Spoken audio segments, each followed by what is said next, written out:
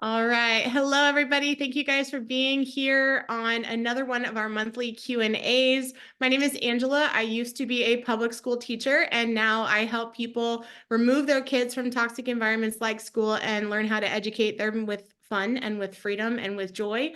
And it is my passion, and I'm really excited to share my passion with you guys and help support you guys in answering any questions that you might have about how you guys can live and learn with freedom. And so I do this once a month. This is actually my first time trying this kind of double. So I actually have my camera here going live on TikTok. So we've got some people hanging out here on TikTok with us. But I'm going to be answering questions from people in the Zoom first. So thank you guys for being on time and for being willing to dedicate your time here with me to talk about unschooling. And so if you have a question in the Zoom, you can go ahead and just drop your questions in the chat. Or if you like, if you feel more comfortable, you can unmute yourself and just ask your question. And yeah, we'll get started. And then once I finish all the questions on the Zoom, I'll go ahead and address any questions that might be hanging out here in the TikTok world. So, hey, everyone on TikTok who's watching. All right. So who would like to kick us off? What questions do you guys have about unschooling?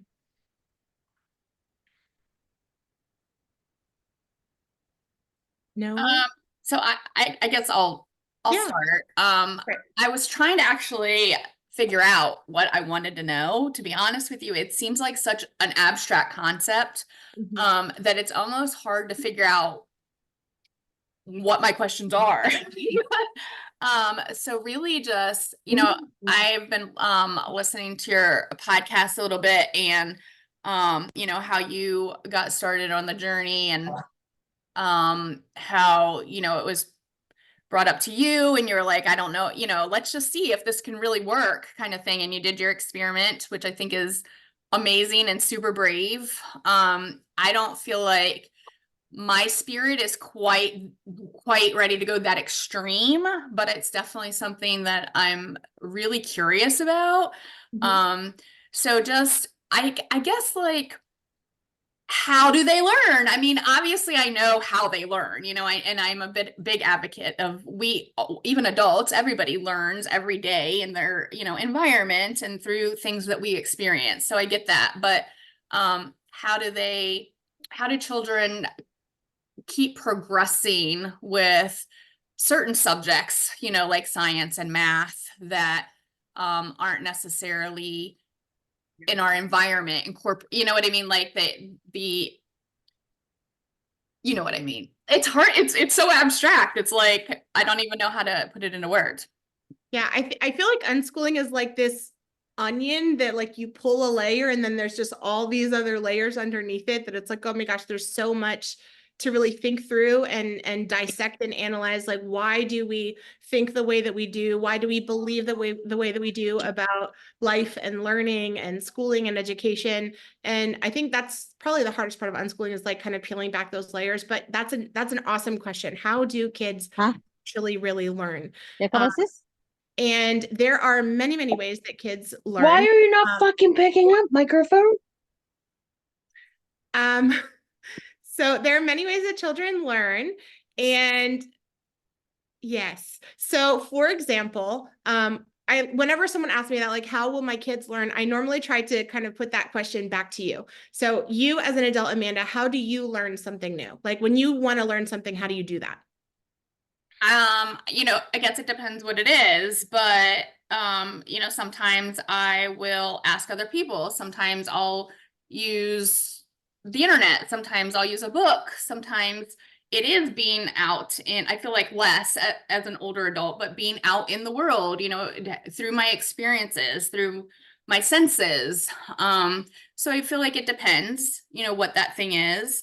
Mhm. I feel like kids definitely learn a lot more from their environment, or at least they pick up on a lot more from their environment, than what I feel like I do as an older adult. But maybe that's just because I've become boring. I don't know. But I feel like it's through a variety of things, just depending on what it's for. Yep, all the things that you said were amazing. You mentioned reading books. That's one way that I really love to learn. You mentioned talking with other people, right? So talking, if I'm stuck on something, I'm like, ask a friend. Actually, that's how I've been trying to learn how to bake sourdough bread recently because I'm like, I tried reading the articles, I tried watching the YouTube videos, and I'm like, I need a friend like in person who can tell me how to do Sometimes I this. just need a friend. Yeah. So, phone a friend and have someone come and talk to you through it. YouTube University is a great way for us to learn things. But how do you know what you need to learn for your life? Like, how do you as an adult know, like, hey, this is something like I should probably learn this thing? That's interesting. I guess sometimes, okay, so perfect example. We just I became a homeowner over the summer, and yesterday I learned that I needed to learn how to fix my outdoor hose spigot because it's leaking. Okay. What an adventure that turned into, but I learned that I needed to learn that because it was broken, right? So I needed to figure out how to fix it. So sometimes it's a life circumstance that comes down my path that I realize I need to learn how to do that. Or sometimes my boss will bring up something to my attention, right? That I don't know that I need to know how to do. So yeah, that's two ways that I can think of life. Put on the table. But I Yeah. guess also probably just being curious about something that I'm interested in, which I think is the biggest one for kids. Yeah. You hit it. I mean, truly every human being learns for one of two reasons or both. We either learn because we have a purpose for something, which was your whole situation with the pipe. You had this thing that's broken. You're like, oh my gosh, I need to figure out how to fix this. And the second reason why we learn things is because we have a passion for something. And that's it. You have a passion for something or you have a purpose for something.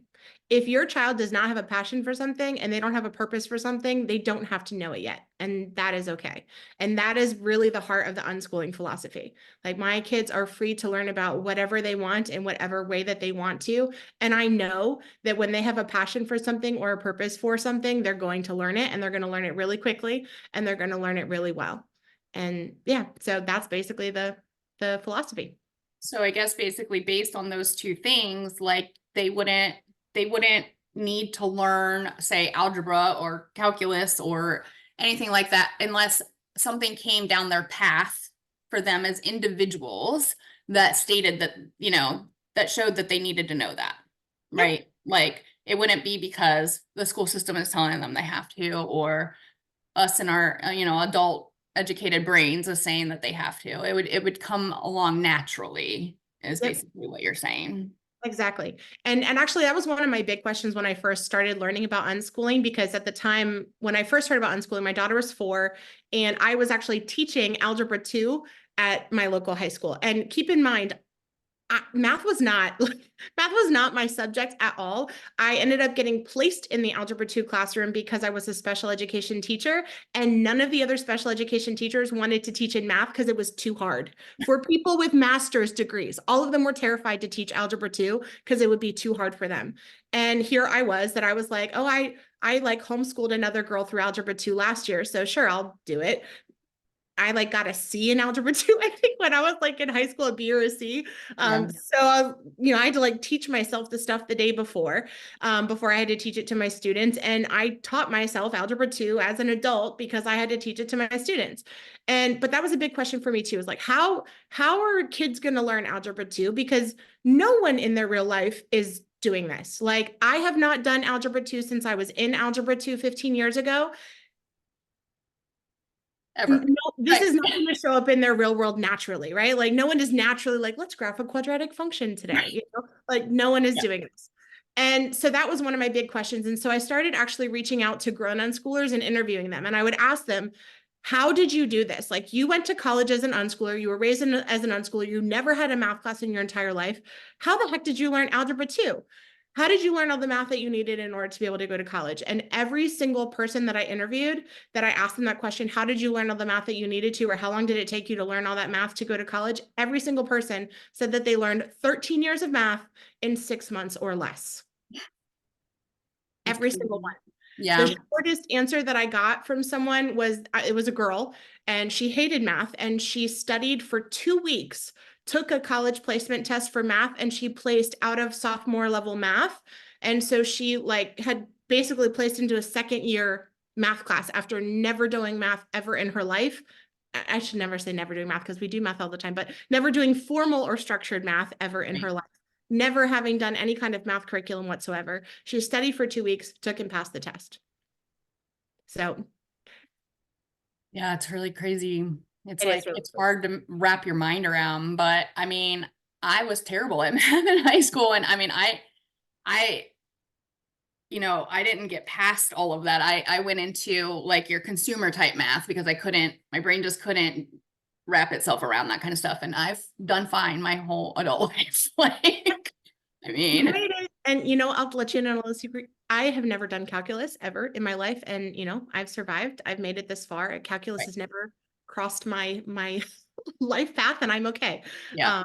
So yeah, Through we college and use the everything. things that we need. Yeah, I made it Yeah. through college and I'm ready to do calculus. So not everyone needs to know all the same things. And if in the future your child says, hey, you know what, I want to go to college, then yeah, at that point they will have a purpose, right? A passion or a purpose. So if they don't have a passion for it, then when they have a purpose for it, when they're like, hey, I want to go to college to become a computer engineer, I should probably study some algebra because I got to take that to get to where I want to go. Right. So now they have a purpose for it. So they learn it really quickly and they learn it really well. It's not like pulling teeth. It's not miserable. I don't have to fight with you every day. Did you do your math homework? Oh my gosh.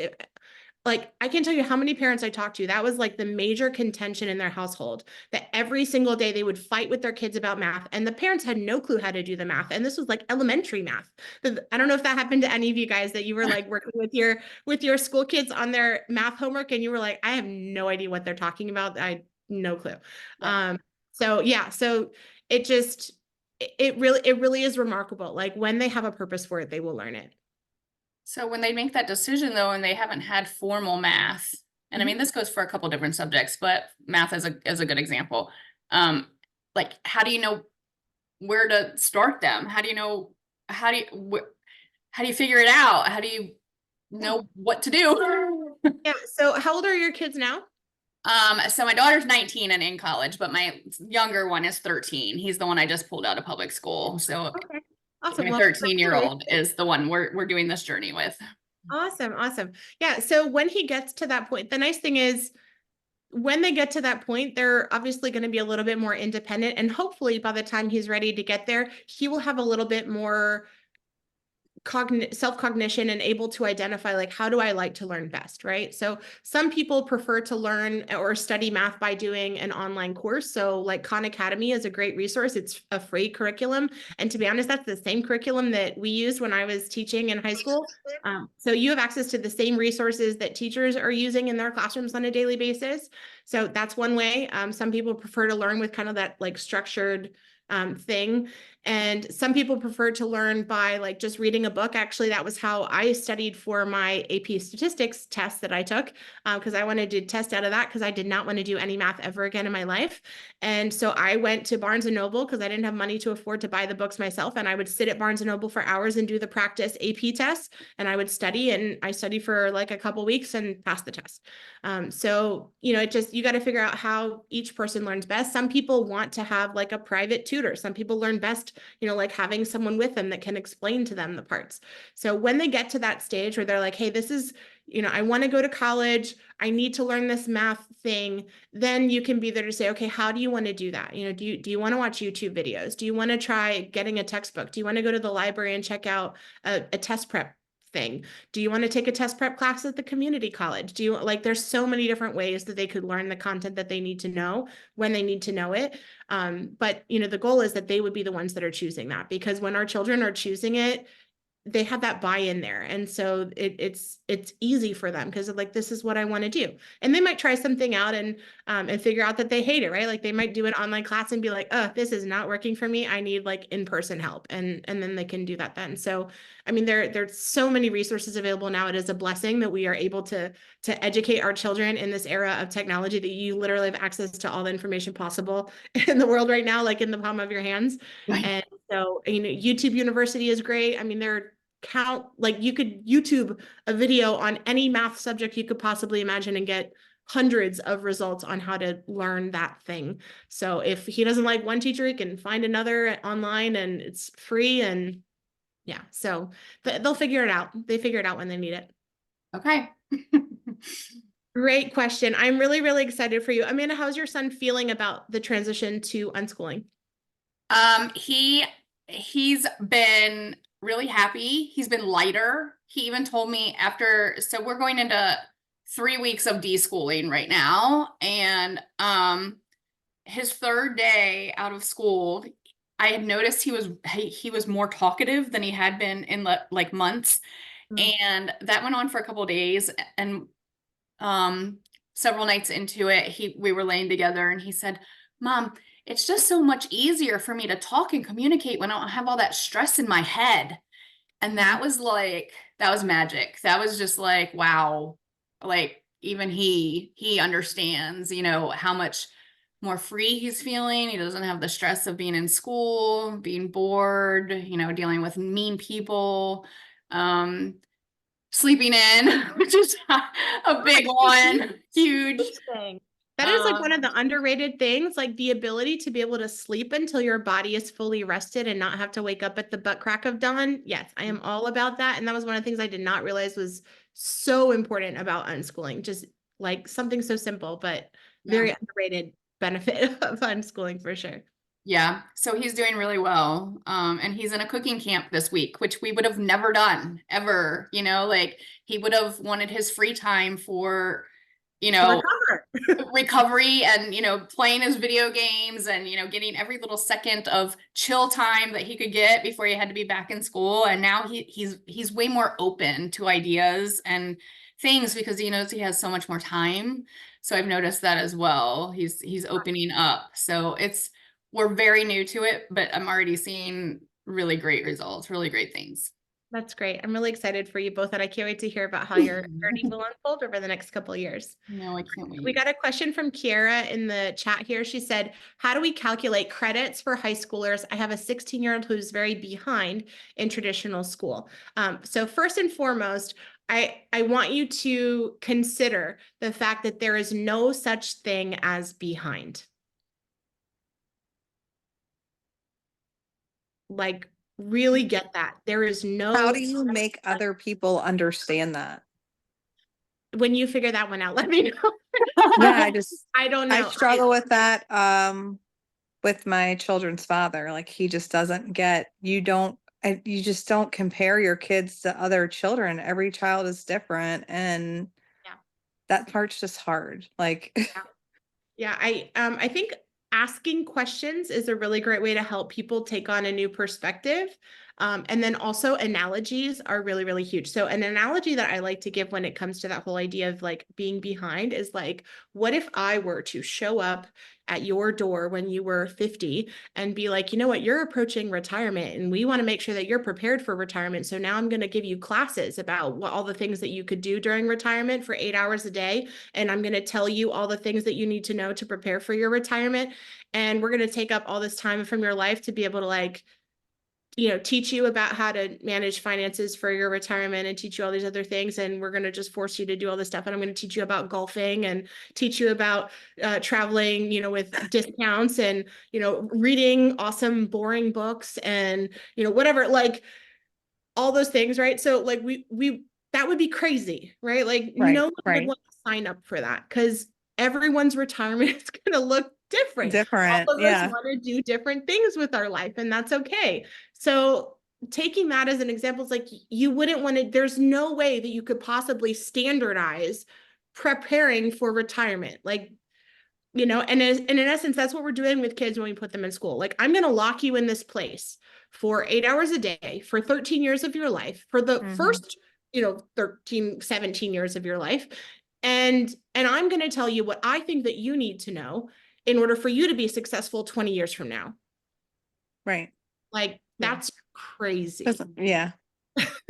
That's crazy. It will never work. I mean, if someone would have told me 20 years ago when I'm like, oh, yeah, 20 years. Oh my gosh, I feel old. 20 years ago when I was in high school, if someone would have told me 20 years ago when I was in high school that I was going to be earning an income from making videos on an app called TikTok, telling parents to take their kids out of school, like who in my high school, what teacher could have prepared me for that?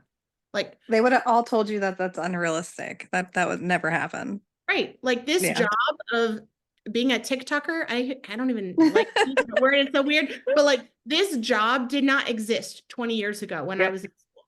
So think about all of the career, like there's no way that we're going to be able to force kids to learn all the things, and that's going to prepare them to be X, Y, God knows what in 20 years from now, Mhm. in jobs or careers that literally do not even exist right now. So no. Right. But yeah, I think asking people questions about those ideas, you know, helping them to really get to the lower layers of it. Like when you say they're behind, what do you mean by that? How do you know? Who decides? Like really, who decides what behind is? Right. Yes, I agree. Nobody knows. But to answer Kiara's question about the credits, so the beautiful thing about homeschooling is that you don't have to worry about credits when you're a homeschooler. You are really free to educate your child in whatever way you want to. And when they're ready to graduate, or when you are ready to graduate them, you can issue them a transcript and a diploma. Now, one of the things that I do is I wanted to be able to make this process a lot easier for families. And that's why I created PAX Academy. So for those of you that don't know, PAX Academy is my registered and accredited private school for unschoolers. So we handle all of that stuff for you. We handle their transcripts. We handle issuing them their diplomas. We handle their credits. We handle their academic records, all the things so that you can focus on doing what you love the most, which is being with your kids and enjoying the life that you guys have together. So you won't have to worry about any of like the record keeping and the credits and the transcripts and all that other stuff. We do all of that for you. So when they graduate from PAX Academy, rather than having a parent issued diploma, which is totally valid, they will get a diploma that is issued from a registered and accredited private school, and it makes the transition to college just a lot easier. All right, Kiera, did that answer your question? Sorry, yes. And one additional thing, she's here right now, and that's kind of where the question came from. So there's no testing or anything that goes into it, because that's where our struggle comes from, is the testing and everything that we've been dealing with. It's been really, really hard. Yeah. So does that, you hear what she's saying? There's no credit. Yeah, so let me explain to you the way that you earn credits in PAX Academy. So Okay. in PAX Academy, there are 3 different ways that you can earn credits. And ironically, these are the same 3 ways that you can earn credits when you're in college. Unfortunately, most schools don't know that you can earn credits in these 3 ways. And so I think that if you can earn credits in these 3 ways in college, then you should be able to earn credits these 3 ways for the rest of your life. And so those 3 ways are: number 1, you can take a class. That's kind of like the traditional way that people earn credits, right? You go to school, take a class, you have a teacher, you follow a curriculum, you do a bunch of projects, you do a bunch of homework, you do tests and quizzes and all the other things, right? This takes a long time, typically. It takes a lot of time. It's very time intensive. And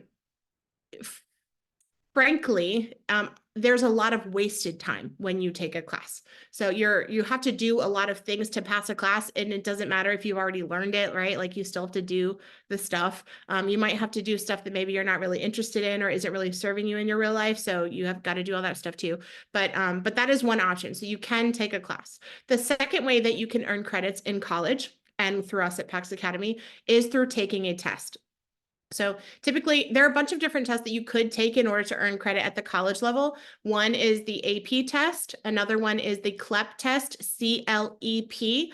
So I actually have taken both of those, but basically when you take a test, you take a 90-minute test. And if you pass the test, you earn the credits. And if you don't pass the test, then you don't earn the credits. And that's it. In order to pass the test, you need to have for example, with the AP test, it's a score out of 5. You need usually a 3 out of 5, and some colleges will even accept a 2 out of 5. So you will pass this test and earn credits with a 40% or a 60%. So yeah, not a real high bar there, but you get your credits and you can move on. So that was something I did. I wanted to take a test. If your daughter is not interested in taking a test, then that might not be a good option for her. So she might want to do the last way that you can earn college credits. And this is our specialty at PAX Academy. And this is what most people don't know that you can do. So rather than taking a class, rather than taking a test, you can do what I like to call taking your time. And what colleges refer to that as, they call that portfolio credit. So basically what that means is that you can earn credits from your real life, real world experience. Yeah, it's awesome. So you look at all the things that your daughter does on a daily basis. Actually, let's ask her, can you tell me something that daughter, hi, I don't know your name. Can you tell me something that you enjoy or something that you're interested in doing in your free time? Sure. Painting. There you go. You love to paint. Awesome. What do you like to paint about? Um, it kind of just depends on my emotions. Mm-hmm. Can you give me an example of some things you like to paint? Um, like landscapes and stuff. Wonderful. That's really beautiful. What kind of painting do you do? Like watercolor or acrylics? Yeah, it's more like acrylics. Like I like canvases and like, yeah. That's awesome. Okay. So let's take this thing that you love, right? You love painting and you love painting landscapes. So as you're painting, what are some school subjects that you could translate that painting into? What do you mean exactly? Like if you had to put painting into a school subject, what school subject would that be? Art. Yeah, the obvious one would be art, right? Yeah. Can you think of any other ones? Not off the top of my head, no. This is where it gets tricky, right? This is the work of unschooling, is that we're not used to looking for the learning that we're doing through all of these different things that we love and enjoy, right? So I know that, yes, painting is kind of the obvious one, right? You're like, okay, that's an art. But I would look at that and say, not only are you learning painting, but I would say that you're also learning math, right? You're learning about angles, you're learning about shadows and light. That's a part of science. I'm sure you factor in science and those kinds of things, looking at different plants or animals that you're creating in your landscape, right? Yeah. So you're not just painting, you're doing, and a lot of times when you're painting too, you're also kind of telling a story with the image, right? Yeah. So telling a story with an image, that can also be included as a part of English language arts, that you're communicating this story or this experience through what you're doing. And then let's say that one day you're like, you know what, I really enjoy painting. I want to start sharing my painting with the world. And you're like, I'm going to start a TikTok channel and I'm going to put my painting on TikTok, or I'm going to put my artwork on YouTube, or I'm going to put this on XYZ. Now you're learning technology, right? You're looking at analytics of your videos. Maybe you're creating an opportunity for yourself to sell the artwork that you create. I don't know if that's something that you want to do, but you're opening up this whole new world for yourself through your passion of like, I really love and enjoy painting. I'm going to share my painting. I'm going to share my passion with the world. And I'm going to look for how can I earn a living through this thing that I really love and enjoy. And so while you're doing that, you're going to learn a whole bunch of other skills along the way. You're going to learn how to talk to clients. You're going to learn how to register a business. You're going to learn how to handle your finances of selling your paintings. You're going to learn how to budget so that you can buy new supplies and buy new resources to be able to continue painting. So just from this one activity painting, you've got English, you've got math, you've got science, you've got social studies, you've got geography, you've got art, you've got technology. I mean, that's 7 different schools, 8 if we include art. So 8 different school subjects through this one thing that you really love and enjoy. I didn't think of it like that. Yeah. That is really cool. It is very cool. And This we're not used to thinking about it like that, right? Yeah, I'm really like you talking about it. I was just thinking of like all the other interests she has and like what that can also apply to. And then my younger kids as well. Like that is a really cool way to think about it. Thank you. Yeah. We actually call it a game. So I started playing this game when my daughter was 5. We called it, What is my unschooler learning when? And we literally would just say that, what is my unschooler learning when? And actually there's a group on Facebook by that same name. What is my unschooler learning when? So if you're not in that group, go check it out. But they'll post in there and pick like a random thing. What is my child learning when they play Legos? And all the people comment all the things that they could possibly be learning from playing Legos. They're learning storytelling, dialoguing, patterns, building and construction, engineering. I mean, like the possibility of colors, color recognition, math, shapes, blocks, like all of it, logical thinking, critical thinking, problem solving, right? All of that from one simple thing, or playing Legos, right? So Yeah. literally any activity that you think of. And actually that's what I challenge parents to do when they first start that deschooling process or transitioning from school to unschooling or from homeschool to unschool, is to do that. Play that game. Don't don't do anything that remotely looks like school, and ask yourself that question. What is my child learning when? And observe them, what they do all day, every day, and look for the learning intentionally that they're doing naturally. I promise you, once you start to look for it, you'll find it. You'll see it everywhere. And you're like, oh my gosh, they really are learning all the time. Yeah. Thank you. Thank you. I really like that. Thank you. My pleasure. My pleasure. Thank you for asking. And thank your daughter for sharing as well. All right.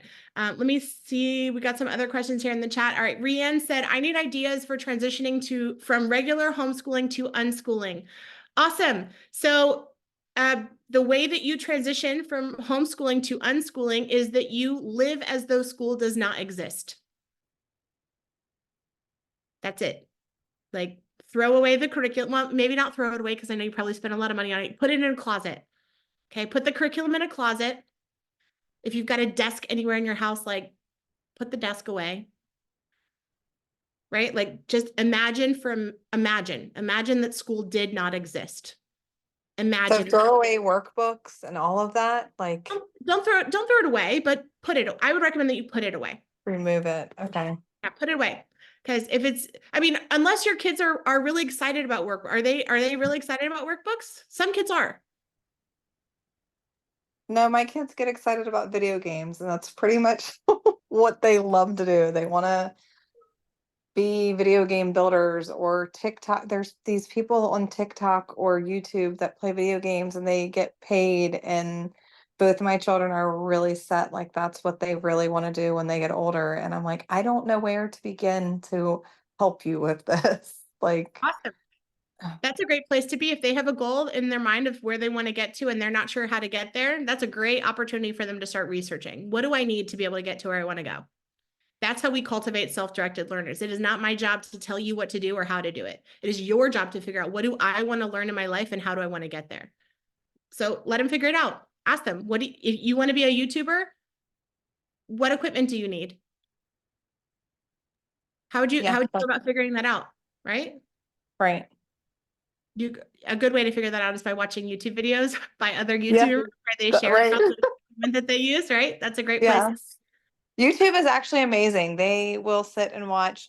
I tell them it's got to be something educational. If you want to watch YouTube, watch something educational. And there's so many different things that are cool to them that are educational that you would never be taught in a fun way in school if you were taught it at all in school.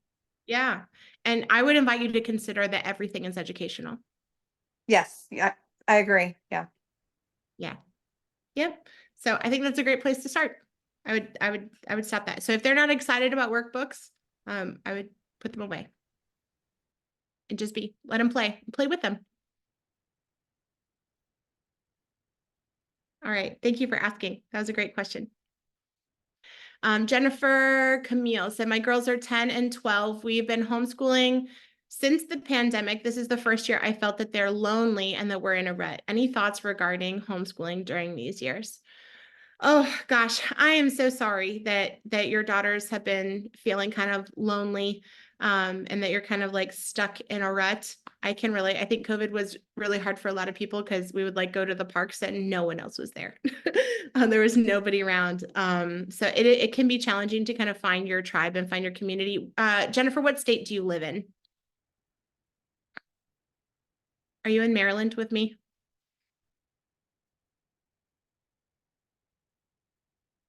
Oh, is she here? I don't know. Maybe she left. Okay.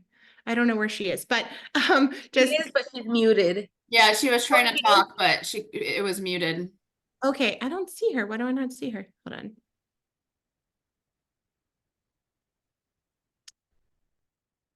Jennifer, are you trying to unmute? I don't know why this thing is not letting me see. She's shaking her head that she's trying to unmute. Yeah, you may have to unmute her. I don't even see her in the chat. Hold on. Let me see if I can find her another way. If you click the screen, the mic should come up, Jennifer, and then you click the mic, and then it should unmute. On mine, it's in the bottom left. Yeah. Oh, I see Jennifer. Okay, I found you, Jennifer. Okay. I just hit the button to ask you to unmute. So see if that helps. Did that work? Yes, hello. Hey, Jennifer. Hi. Yes, I'm with you in Maryland. I'm in Frederick, actually. Oh, So great, great, great. Okay, good. Well, I'm glad that you're in Maryland. Are you in my Peaceful World Schoolers of the DMV group? no, I just found out about you through our homeschool umbrella, which will actually be closing, Oh, and sent a list of potential umbrellas to join. oh, And that's I was nice. like, oh, who is this? She's doing exactly what I want to do. So Oh, that's I really got cool. Well, excited. thank your umbrella for sharing us. Yeah, so so if you live in or around Maryland, I run a group called the Peaceful World Schoolers of the DMV. We're on Facebook. We are a homeschool umbrella, but the umbrella is only for families that are in Maryland. If you are interested in joining the umbrella for Maryland, it costs $100 to join for the year. But you don't have to be in the umbrella in order to come on our field trips and events. Anyone is welcome, so you are more than welcome to come. But every Friday, we call it Field Trip Friday. Every Friday, I plan really cool field trips and events. This Friday, we are actually going to Sandy Spring Adventure Park, which is the largest outdoor aerial park in North America, which is really cool. So the kids are going to be able to go zip lining and climbing and all other kinds of fun stuff. And again, I play the what are they learning when game, right? So we think about all the math and the science and the communication skills they're going to have to practice to be really good at that.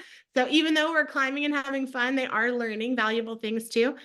So that's this Friday, but we literally have stuff all the time. And then we actually recently just started a teen group as well.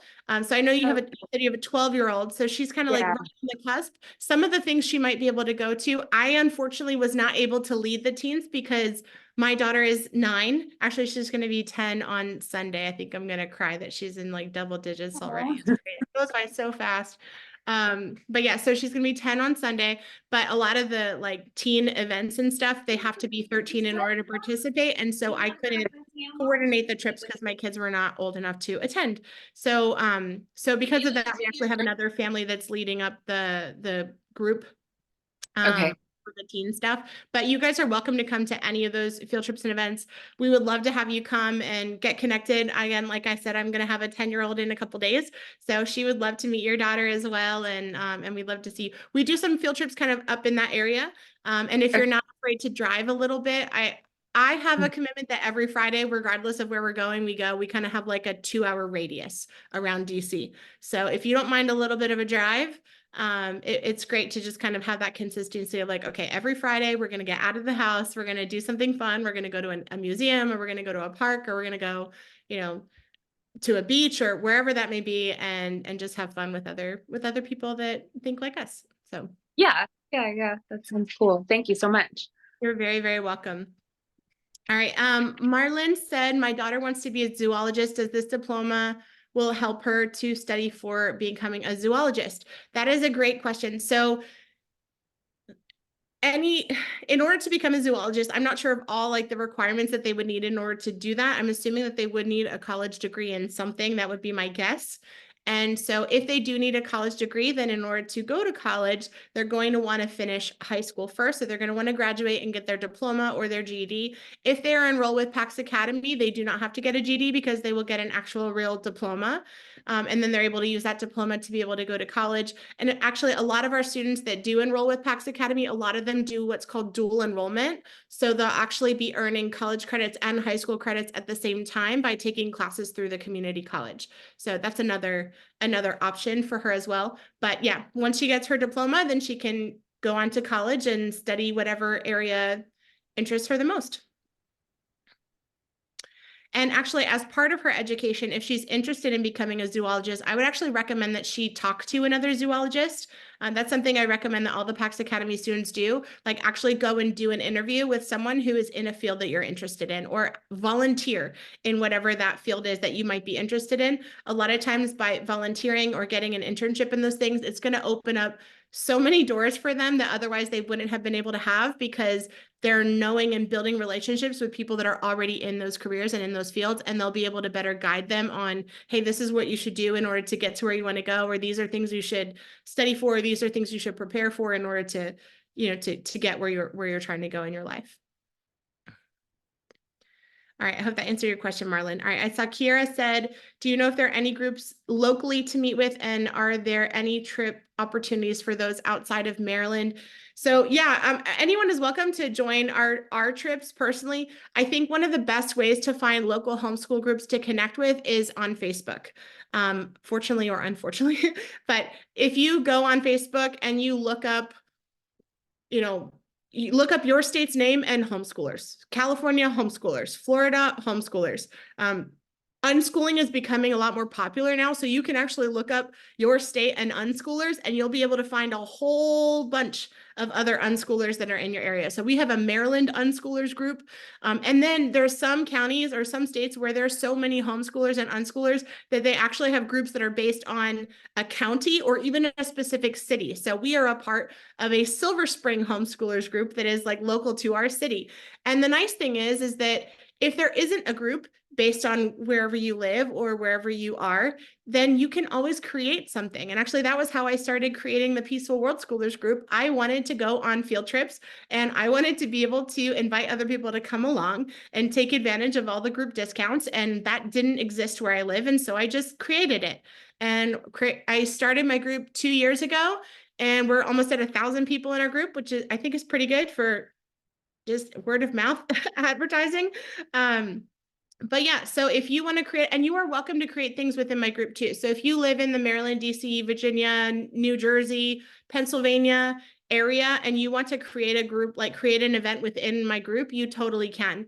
So I recommend that you go in and you do that. And if you live, farther away, you are more than welcome to go and create a Facebook group for whatever you want, and whatever you would like to do with your kids. All right. Any other questions? I do have one. Yeah. I homeschool through a charter. We've Uh-huh. been there. My oldest is in 3rd grade. We've been there since she was a kindergartner. Are you in California? Yes, I was the one that I messaged you earlier today. Okay, great. And I've loved it up until now, but I feel like because it is state funded, the state is starting to imply so much more regulation that my supervising teacher used to be very lenient before, but now because of a bunch of different changes in management and stuff. But so I'm like, okay, I think it's time. I've been wanting it for like the past year to actually go off on our own. And I think it's time. We've made some friends where I'm like, okay, I'm not so scared that they're gonna be lonely or antisocial because we'll hang around with them. And I think that's the only thing that was holding me back was because we were in integrated co-op. But now my question is, how do I go off on my own? Like, how do I branch out from under the state, I guess? Yeah. So you do have a couple options in California, but the main thing that you need to do when you're in California, if you don't want to be connected to any kind of like charter or anything like that, would be that you would have to be responsible for submitting the private school affidavit. Have you done that yet? No. Okay. I don't know anything other than what it is through my charter. Okay, no worries. Yeah. So in California, every homeschool is considered a private school in your home, which is kind of cool. So technically, no one is a homeschooler. They're all private school students that just have a private school in their home. And so in California, every person who homeschools has to fill out what's called a private school affidavit online. And you have to fill that form out every year whenever you start homeschooling or unschooling. And you have to also fill it out every year after that between October 1st and October 15th. The form takes about 5 minutes to fill out. If families choose to enroll with PAX Academy, I walk you through step by step and give you like step-by-step directions on how to fill out that form, so that you know exactly what to do and you can fill it out properly. And yeah, but you're more than welcome to do it on your own as well. I think on their website, they also like provide instructions. But sometimes I know it's nice to have someone that's there to like kind of walk you through. Yeah. And I don't, even though California has been a bit more, I guess, I don't know. We do have a growth of homeschoolers here, but there's not that many in my town. I'm like one of the weird ones. And so it's hard to find a group to actually socialize the kids with. And you'd be it's just surprised. hard. Do you speak Spanish by any chance? Yeah. Okay. So I have 2 Facebook groups. I'm sorry, 2 WhatsApp groups. One of the WhatsApp groups is is for Spanish speakers, and then I have another WhatsApp group in English. But the WhatsApp for Spanish speakers is absolutely amazing. We have over 200 families that are in there, and a lot of them are from California, and they've started kind of like meeting up with each other, which is really cool. I would definitely recommend getting connected with the other moms within that group. They're really, really, really amazing people. Most of them have just started unschooling this year, and it's been so beautiful to watch them go from like the very beginning of sending pictures of like, I'm taking my kids out, and then now 6 months later, how they're just learning and growing and evolving together.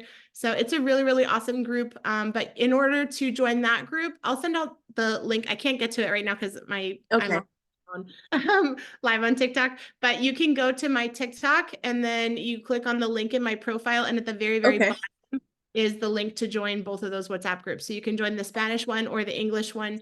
The English one right now, I was using that more primarily for like local communication with all the field trip people, because it's hard to coordinate field trips with all these people. So I'm hoping to have more like outside Maryland people joining the English group, but I just haven't really advertised that one very much. I just had it more for local. But yeah, the Spanish one is, there are people from all over, and we have a lot from California. Now, my one last question. You said it's between October 1st and October 15th. Mhm. If I were to pull out right now from the charter, what would happen? So when you would pull her out from the charter right now, you would have to fill out the PSA. Oh, right now, so I can do it right now, even though it's not until October 1st? Yeah, so whenever you start, like, so if you were to start now, you would fill out the PSA now, and then you'd fill out it again in October. Okay.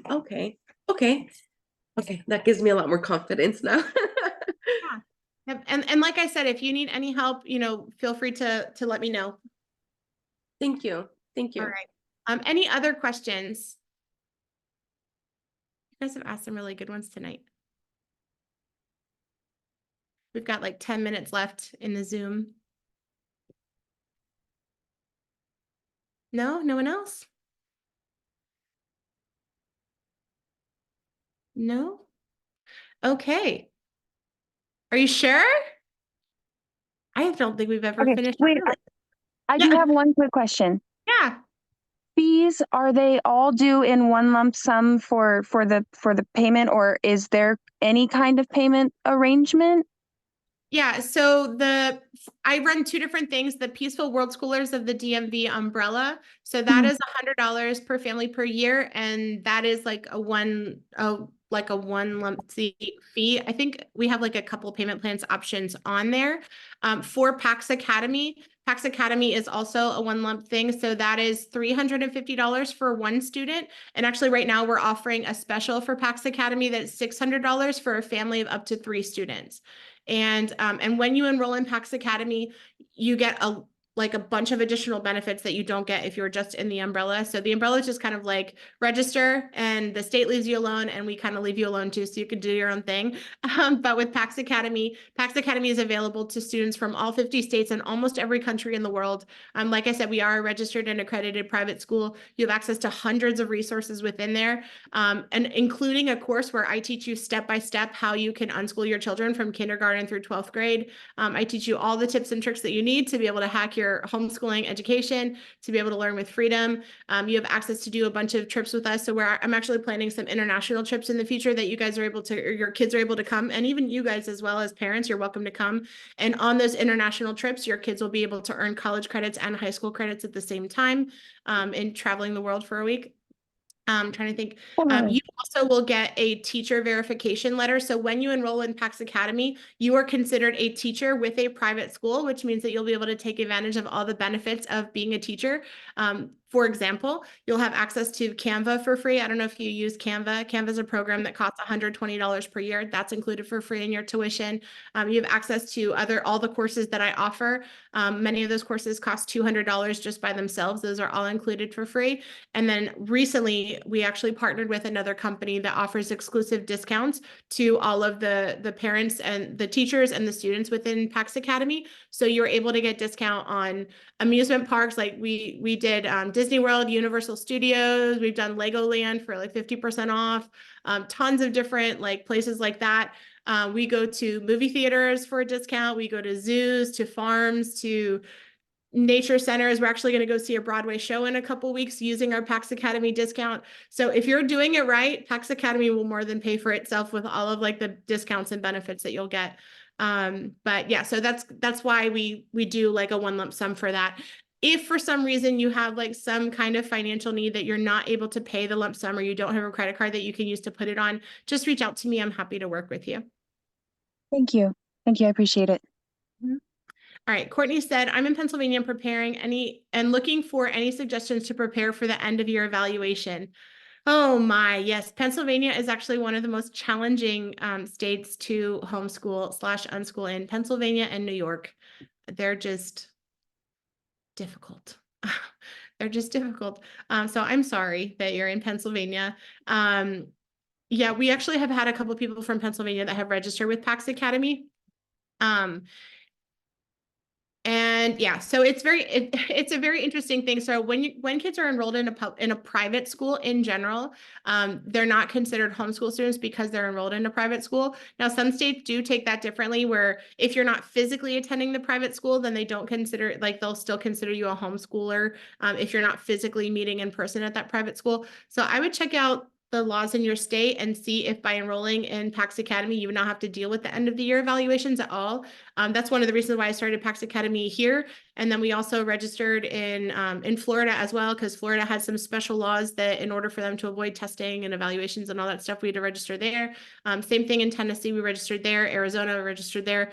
California, we registered there. So, but not all the states require us to register. I'm in the process of looking in to see how we can register in Pennsylvania so that you guys won't have to deal with all that mess that they make you all do. But in the meantime, if you need help with your end of year evaluation, I do one-on-one consultations with people, and I can help you in basically preparing what you've done. And so really it is preparing an evaluation for a state like Pennsylvania is becoming very, very skilled in playing the game, what is my unschooler learning when, right? So it's building that muscle of looking at what your kids have done and learning how to put that into what I call teacher speak. I will also say ChatGPT can do an awesome job with that for you. So if you need help for free, I would ask ChatGPT, hey, my kid is playing Legos. How can you turn this into academic standards? Or, hey, my child is playing Fortnite. Turn this into academic standards, and have ChatGPT help you with like putting all the standards in there and the, objectives and all that other stuff. All right, Alejandro said, when you have the meeting in Spanish. So, para los que hablan español, cada segundo miércoles del mes hacemos esta reunión en español. Así que si tú hablas español y quieres participar, deberías de inscribirte para el segundo miércoles de cada mes. So on the last Wednesday of the month, I do this meeting in English. On the second Wednesday of the month, we do it in Spanish. Yeah, so if you know anyone who's a Spanish speaker and is ready to be done with school and enjoy their life, feel free to let them know on the second Wednesday of the month we meet and we do the same thing in Spanish. All right, any other questions? We probably have time for like one or two more. I just have a quick question. So I am currently enrolled in an umbrella, and we've been with the umbrella for several years. You kind of seem to have more of I love the umbrella we're in, and it was a good start for us, but I feel like maybe we need more at this point. Are we able to finish our school year in the umbrella that we're in and just enroll with you next year, since we've already paid for everything for this year with the umbrella we're in?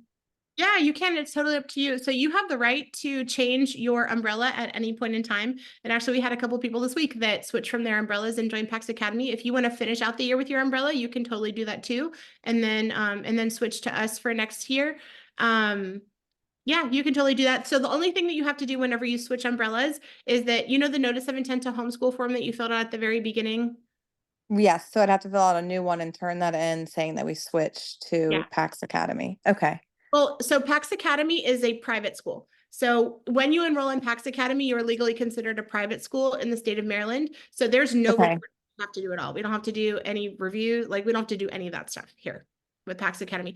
If you're in the Peaceful World Schoolers umbrella, then yes, we do have to have an annual review. And actually, for those of you that are listening, our annual review, I'll share really briefly how we do our annual reviews with our umbrella as an unschool friendly umbrella. So in Maryland, they typically require you to do a portfolio twice a year with the county, or you can do be under the supervision of an umbrella. We are an unschool friendly umbrella, so that means that we do not require any kind of portfolio, but we are legally required to have an annual review. So what that looks like for us is on the first Wednesday in April, we do a group Zoom, which is very similar to this. And then we're going to divide up based on the counties. And we're going to talk about our homeschool year. Very informal, very like this should be zero stress. This is really a celebration of our year. We celebrate the 3 things that we want to celebrate. So 3 things that went really great. We talk through 2 challenges that maybe we've encountered over this last year. And then we finish it up with 1 question that we have about the future. And that's it. So that's our group Zoom. If for some reason you're not able to make the group Zoom, you can do what's called a peer review. And so that means that if you have another friend who's in our umbrella, you can talk with your friend about your homeschool experience and then check off that, yes, we spoke and talked about our homeschool year and we're done. We could check all those boxes. And then the last thing, if you can't join the group Zoom and you are don't have a friend yet in the group, then you can book a one-on-one call with me. It's a 15-minute phone call with me. Again, zero stress. It really is just, sharing and celebrating and then supporting you if you have any kind of questions or concerns. So that's it for our umbrella as far as like the annual review process. Outside of that, there's nothing else that we require from you. Just, yeah. Yep. And then, like I said, Pax Academy is very different. So Pax Academy is the private school. They would not be considered homeschoolers, like they would be considered enrolled in a private school. Our S.E. Bernal family has a question. Go for it. Hi, I had a 15-minute call with you a couple of weeks ago. I just told you that I pulled my 12-year-old from 7th grade, and that all of this is new to me. I'm still trying to process the unschooling way of thinking. Now, she does have, well, not anymore, but public school ends the end of May. Now, what does that look like as far as her going into the 8th grade, being homeschooled? Because I filled out the PSA, I sent the letter to the school withdrawing her, letting them know. So what happens now? Because I don't feel like she's done anything since I pulled her out 2 weeks ago. I mean, as far as like curriculum, I don't know what to start. Some other people that I've talked to say we'll just call it an early summer and pick it up as when you become more familiar with it, but I don't know where to start. Yeah, great question. Are you enrolled in Pax Academy or no? No. Okay. All right. So when you make the transition from school to home, the first thing that you need to do is you need to go through a phase that's called deschooling. So during the deschooling phase, you live as though school does not exist. You want to pretend like you are on the best vacation of your life. You are living it up on your favorite Saturday and do whatever you would do on your favorite Saturday or on your best vacation ever. So what are some things that you would do if you were on your best vacation ever? Gosh. Well, of course, spending time with the kids, having fun. This vacation's not supposed to be stressful. Yeah. So just living in the moment, really, enjoying themselves. Yeah. Yep. So that's what you do. But practically, what does that look like, right? So practically, that would look like, what are some things that your daughter enjoys doing? She plays softball right now for the city. Okay. She plays softball. Yeah, she loves softball. So right now she's in softball. The school that they went to is a STEM school. Mhm. So one half of it was math and science, and then the other half was performing arts. So they're drama kids. I have a 10-year-old that I'm letting her finish the school year until I figure this out with a 12-year-old. But so they're drama kids. So I'm looking for like something with the city for drama, or theater. She likes to paint. She loves to sing. She loves to write songs, her own songs. So she loves to cook. Yeah. So as you're sharing all these things, I'm like, gosh, that's so many awesome learning things that are happening and all those things that you mentioned. That's English language arts, it's science, it's math, it's social studies, it's physical education, it's art, it's music. Like there's so much that's happening on a daily basis. And the thing is, we're just not skilled at looking for the learning that's happening naturally as they go about their day-to-day life. So that's your job right now as a mom, and as you're making this transition, your job is to look for the learning that your kids are naturally doing all day, every day. Hold on, sorry, TikTok Okay. is verify that I'm a real person. And yeah, so that's your job as a mom. And then during this space, especially because this is a transition for your daughter too, right? So you really want to give her the space and the time to kind of unlearn a lot of these ideas that she has learned about what learning is supposed to look like. So most people are thinking that learning has to look a particular way or has to look like the way that they did when it was in school. And we need to kind of undo that thought process. And so that comes from really giving them freedom and then asking them like, hey, what do you want to do? What do you want to do for fun? What do you want to create? Are there places you want to go? Are there skills that you like to learn? Are there, whatever, but just share your life with her. When you wake up in the morning, let her wake up when she's rested. Invite her to breakfast with you, right? Ask her to be a part of like folding the laundry, cuddle on the couch and watch a movie, put the subtitles on. She's practicing reading, right? Like just Right. be together, go grocery shopping together, have her help with like writing out the grocery list or doing the budget. Like invite her to be a part of your real life. And she'll learn. She'll Okay. learn so many things along the way. Another resource that I think will be really helpful for you is I wrote a book called The Deschooling Diary.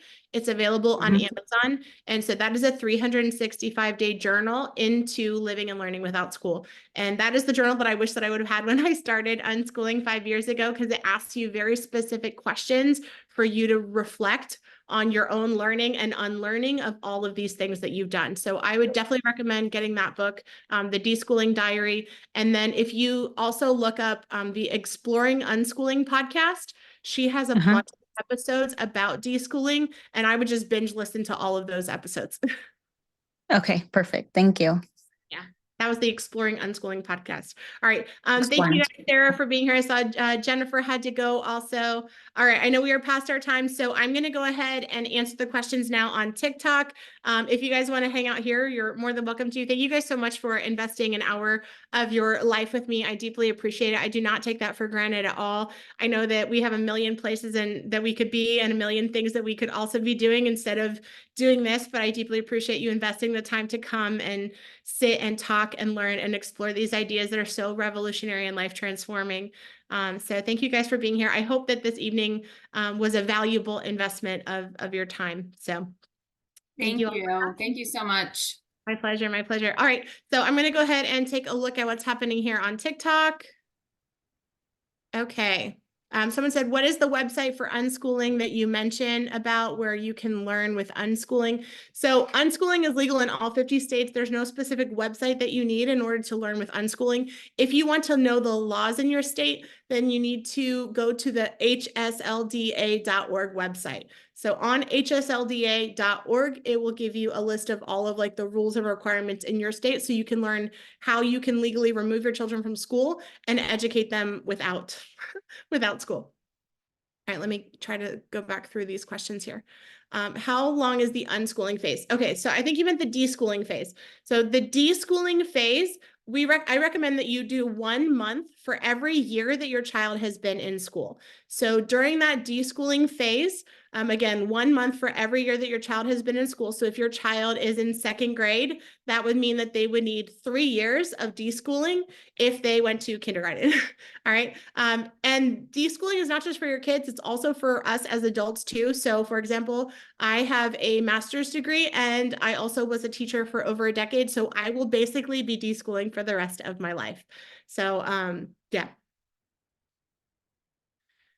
All right. Oh, she said she's talking about the website, like what they're learning by playing Fortnite. Oh, okay. So there's a Facebook group that says like, what is my unschooler learning when? If you look up that, I'm going to try and make sure if I have the right. the right name. Give me a second.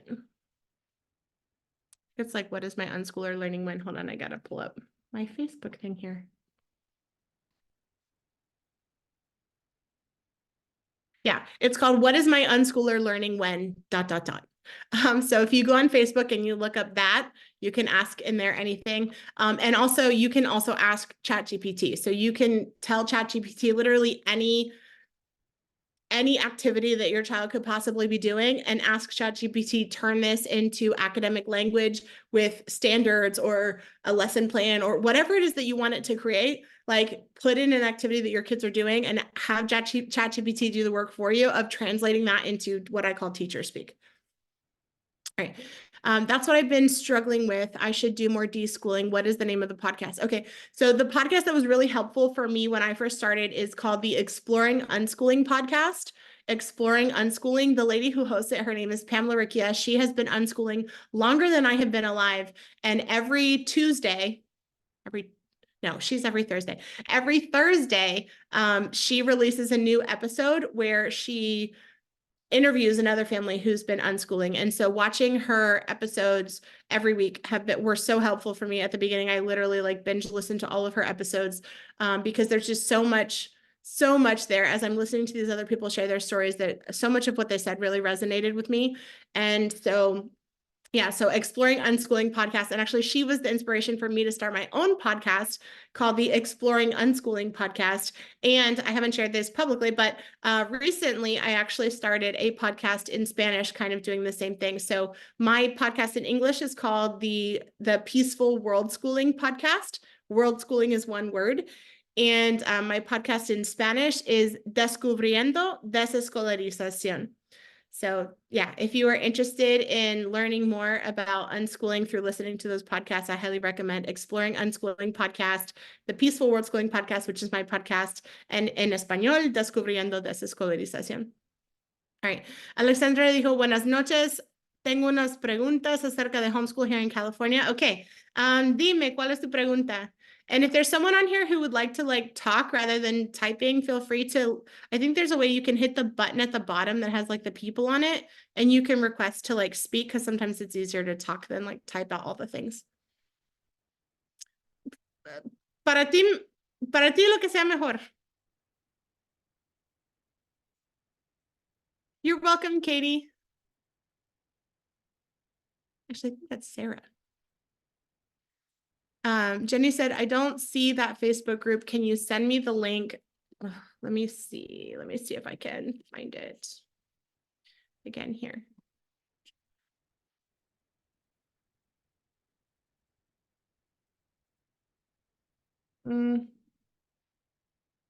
I believe this one is in, yeah, it has 18,000 people in it. It says, what is my unschooler learning when? ... So that's the name of the Facebook group. I think when you go on Facebook, if you click on like the groups tab, it should be like one of the ones that comes up.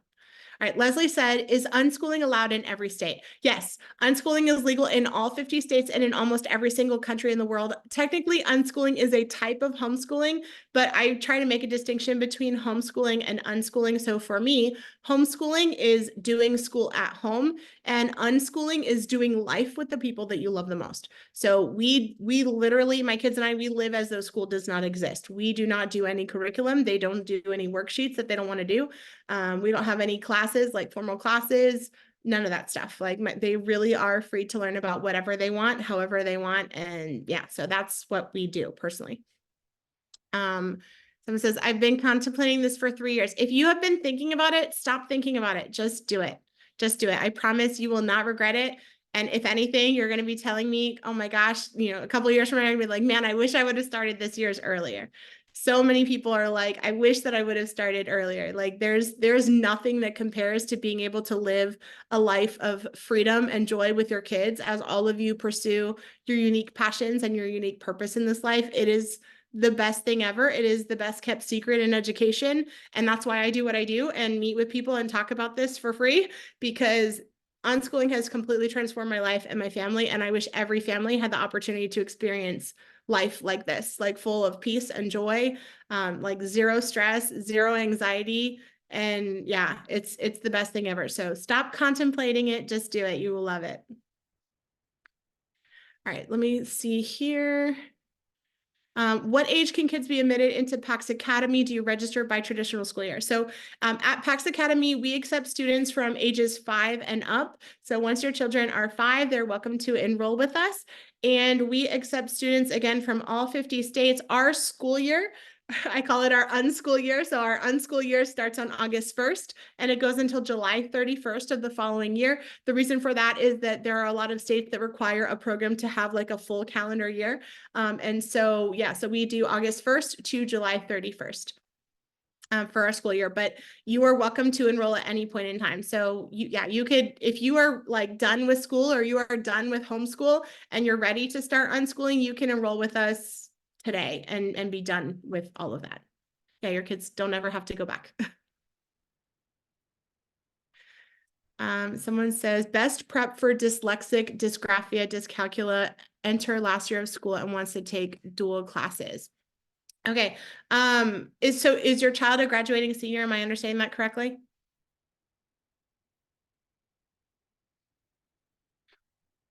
So I do have something that is really helpful for people that have dyslexia. I actually designed a program when I was a special education teacher. And it's called the Reading and Typing Program, but it teaches kids and adults. It teaches kids and adults how to type through phonics and spelling patterns. So it reinforces their phonics and their spelling skills through typing, which is really cool. So that program was huge for my students that had dyslexia because then they were able to connect the letters to the keys on the keyboard. So yeah. And that program, my reading and typing program, I sell that program separately. It's $200 for a lifetime membership in that program, or if you enroll in PAX Academy, that is included for free. All right, someone said we're transitioning to unschooling. That's awesome. Congratulations. Please keep me posted on how it goes for you. I love hearing about how the whole transition process goes. All right, Leslie said, I feel like I've forgotten so much from school. That's my biggest thing. What if I can't teach what he should be learning? So Leslie, first thing I would want to tell you is that there is no such thing as should. There's nothing that your child should be learning. Like really. So remove should from your brain, remove should from your vocabulary. There's nothing that your child should be learning. Your child is invited to learn what they want, when they want, where they want, how they want, why they want, and from whomever they want. And I would invite you to consider like taking off the teacher hat. And instead of viewing yourself as the teacher of your child, I would invite you to consider that you are the student of your child. And that is one of my best tips for someone who is starting unschooling is to stop viewing yourself as the teacher of your kids and start to see yourself as the student of your kids. Spend time getting to know them, spend time observing them. Look and see, what does my child do when they have free time? What are they naturally inclined towards? How do they solve problems? What are the questions that they're asking, right? So all of those things are huge help in really beginning to see and get to know the unique human being that God has given you. All right, someone said, I want to know more information about the trips. Yeah, so if you would like to know more information about our trips that we're going on, you can check out the PAX Academy website. It's paxacademy.org. All right, Leslie said, ugh, I know, I'm trying. It's hard to get out of that thought process. It is. It is really hard. And that is the whole deschooling process. It's hard. It's hard. It's a lot of work because we're undoing decades. In my case, we're undoing decades of this like programming that we all have been taught that learning has to look like this and it has to go in this order and it has to, look like a teacher and a curriculum and sitting at a table and having a book and having a piece of paper and a pencil. Like that's what we all have been indoctrinated to believe that learning is supposed to look like. So when we take out the supposed tos and we take out the shoulds, when all of that stuff disappears, what is left? What is left is freedom. What is left is joy. So that's what's left. And as your children have freedom and have their freedom to pursue their joy, they're going to figure out what their passion is. They're going to figure out what their purpose is. It is the best. education that your children could ever have. We are cutting away all the worthless stuff that they will never use in their real life. And we're giving them the opportunity to take responsibility for their own education and learn the things that matter most to them. All right, someone says, hold on. If Giselle has been in school K-6, do we need to do 6 years of deschooling or 6 months of deschooling? Yeah, so if she's been in school from K-6, you should do 6 months of deschooling. Now, if you are an unschooler like me, all that means is that you start the deschooling process and then you just never stop, right? So that's what unschooling is. We start deschooling ourselves and we just never stop. My family and I, we literally live like we are on vacation every single day. We do what we love every single day. I don't force or coerce my kids to learn anything, and they learn so much with and without me. All right, someone said, how does unschooling work in states that require parental reports on what children learn? That is a great question. So again, unschooling is legal in all 50 states. There are some states that do require different measurements or different levels of like reporting and evaluation and things like that. And that is one of the reasons why I created PAX Academy, because in a lot of states, by enrolling in PAX Academy, you do not have to do any of those reports or tests or examination or any of that stuff anymore. So for example, if you live in Tennessee, right? Tennessee has requirements on evaluations for their students that are homeschooling, unless you are under a church-related school. PAX Academy is a church-related school. We're registered in Tennessee. So if you are enrolled with us, you do not have to do any of the testing requirements that is required in Tennessee, right? If you live in a school or in a school system or in a state like New York, New York is notoriously difficult. So if you live in one of those states, then I will work with you one-on-one to be able to help you figure out how you can turn your child's life experiences into academic language, basically, so that you can present that on the reports. But yeah, that's basically it. And also, like I said, you can use ChatGPT. ChatGPT is a great resource for helping you come up with like the language that you would need in order to be able to do that and fill out those reports. Someone said, do you think that there is a lack of structure? Hold on, sorry, I lost it. Is there a lack of structure for unschooled kids? Is there a lack of structure?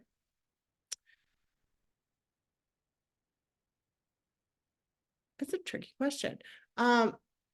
Yes and no. And let me explain. When we think about structure, right? Like there are different ways that you can structure your life and you can structure your time. So in a school system, the structure is that someone else is controlling your time. Someone else is controlling what you learn, how you learn it, when you learn it, where you learn it, how you prove that you learned it, right? So that's the structure of school. I'm going to teach you what I think you need to learn. I don't care if you're interested in that. I don't care if you care about that. I don't care if what I want to teach you is even relevant in your life. I don't care any of those things. I don't care if you're ready to learn about this. I don't care if this is like way too hard for you. I don't care if you've already learned it, right? Like that's the structure of school. Someone else is going to tell you what to do every moment of your day. Now, is there structure in unschooling? Yes, we do have structure, but our structure looks very different. My children are creating their own structure. So like my daughter wakes up in the morning, and usually when she wakes up in the morning, she makes breakfast. We have chickens in our backyard, and she will go get the eggs from the chickens, and she will come in and she will make eggs by herself for the whole family.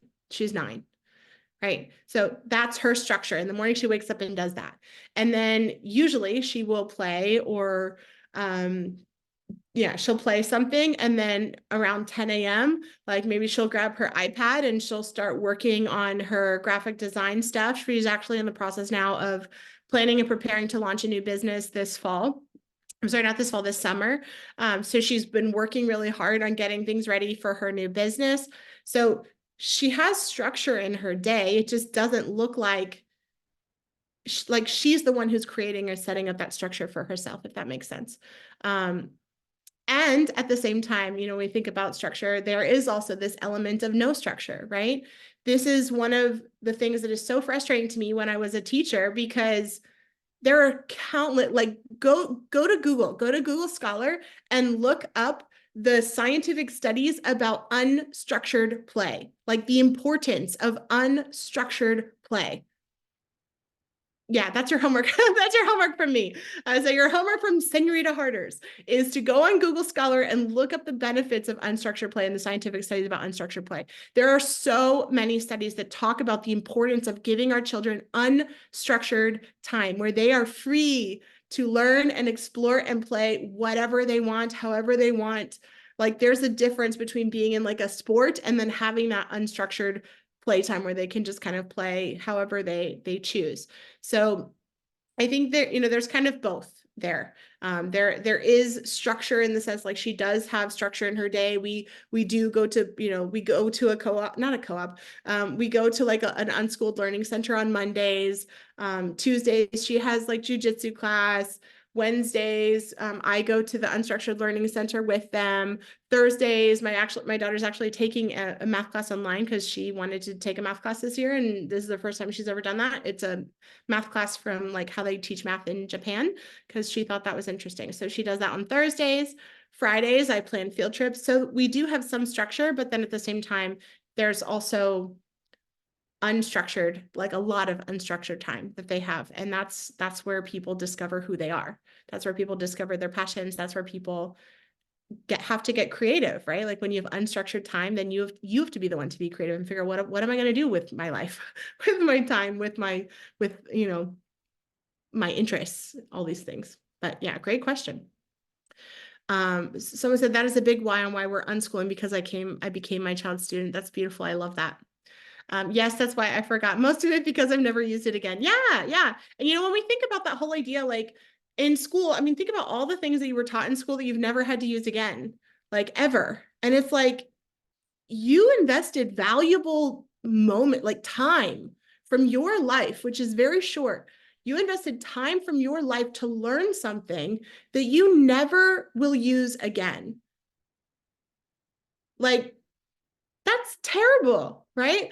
Like that we've invested all of this time and effort and energy. And I don't know about you, but like stress and anxiety was a thing for me in school, right? Like I would get so anxious before taking tests or presenting a project before the class or like all that stuff. It was stressful for me, right? And I was a good student, but it created this whole world of like stress and anxiety and frustration and competition and feeling like I'm a failure, or feeling like I have to try to prove myself, or I have to be a perfectionist and be better than everyone else around me, right? Like all of these kinds of things are created in that environment of force and coercion and all that other stuff. So when we can let go of all of those things, like it's remarkable. It's remarkable when we can let go of that stuff and be like, no, I never have to waste a moment of my life again. Never.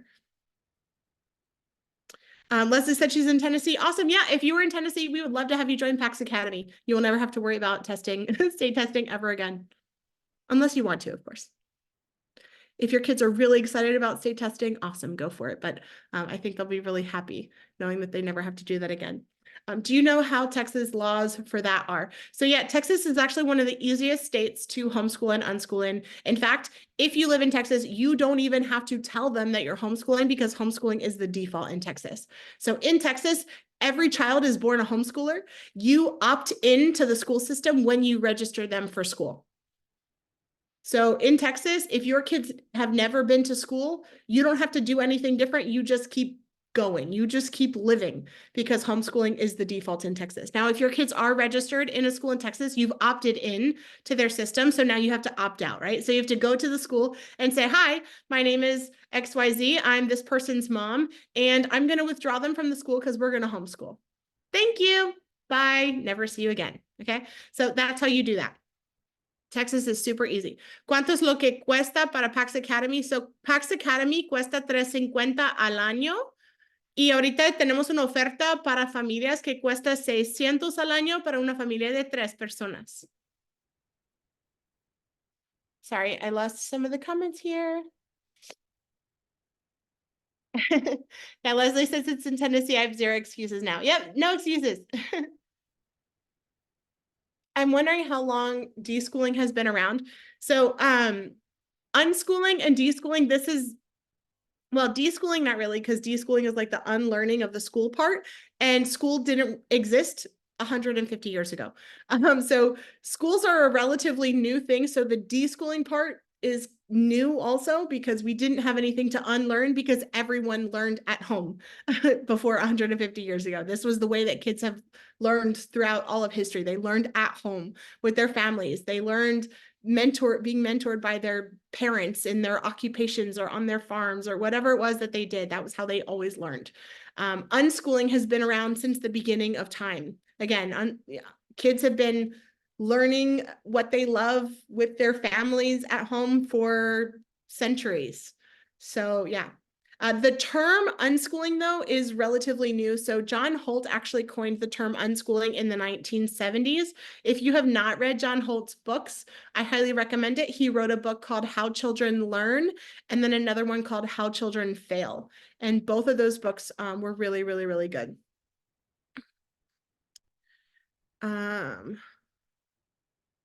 Is the university PAX? Okay, so PAX Academy is PAX Academy. PAX means peace in Latin. So yeah, I am all about creating peace in your heart, in your home, in your family, in your community. So that is why we are called PAX Academy. We are committed to you experiencing peace in every area of your life. Katie said, joining PAX has changed our lives. I see such a difference in my children. Thank you so much for sharing that. Someone else commented, I've noticed since taking my kids out, they've actually started acting like kids, no other influences. That is a huge observation. Yeah, I think that's one of the most precious things about unschooling is like, I feel like we're cherishing childhood, like we're slowing down childhood. There's no rush for my kids to grow up. They don't care about like brand name clothes or like the latest social trend or whatever. No, like they really can just be kids as long as they want. And it really is it's a beautiful thing to be able to see who your kids can be, you know, when they don't have all these other like social pressures that they have when they're in school.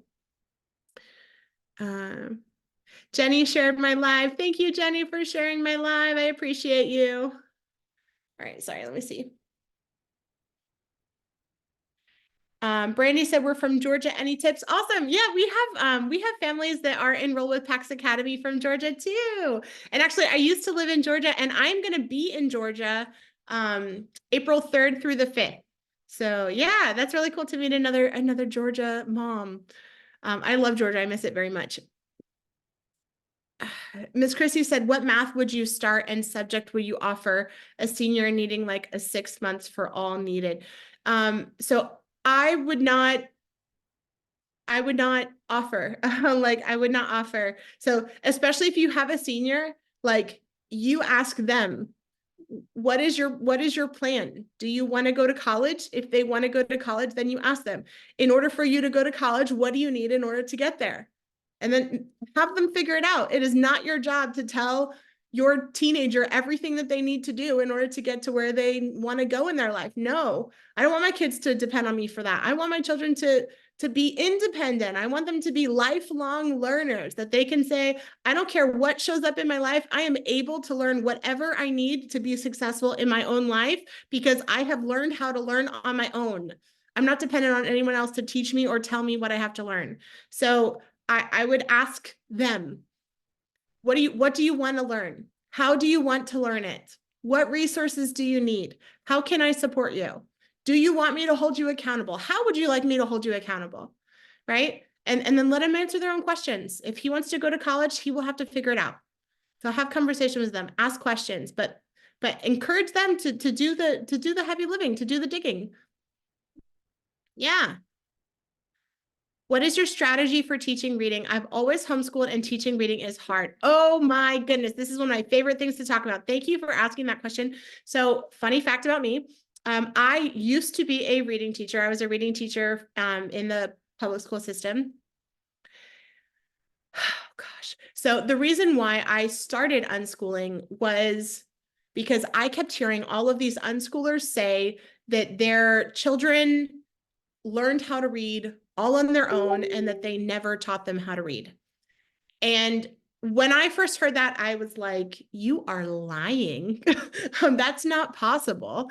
I have spent a good portion of my career as a reading teacher. There's no way that kids can learn how to read without being explicitly taught. Like I was like, that does not happen. Kids can't learn how to read. And yet I kept hearing unschooler after unschooler after unschooler telling me, no, my unschooler taught themselves how to read completely naturally without any force, without any coercion, without any structured lessons, without any phonics worksheets, like none of that stuff. They all learned how to read all on their own, all in their own time, all in their own way.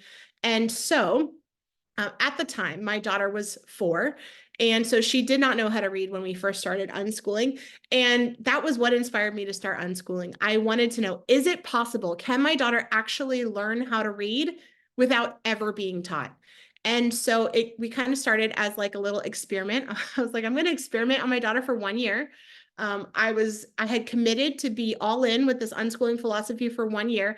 And during that year, I was like, I am not going to teach my daughter anything. I'm not going to do anything that I normally would do as a reading teacher. And I want to observe her natural learning process and see, is it possible for her to learn how to read without me actually explicitly teaching her? That was my question at the beginning. That was why we started unschooling. By the end of that year, my mind was completely blown. I did not believe that it was possible. I did not believe that it was possible that a child could learn how to read without ever being explicitly taught. I am here to tell you, your child absolutely can learn how to read without ever being taught. Learning how to read is as natural as learning how to walk and talk and all of these other things. Your child will learn how to read when they have a passion for it or they have a purpose for it. And if they're not interested in reading, that is okay. There are many countries around the world that do not even start reading instruction until the kids are 7. So there is no such thing as behind when it comes to reading. When they need to learn how to read, they will figure it out. I promise you.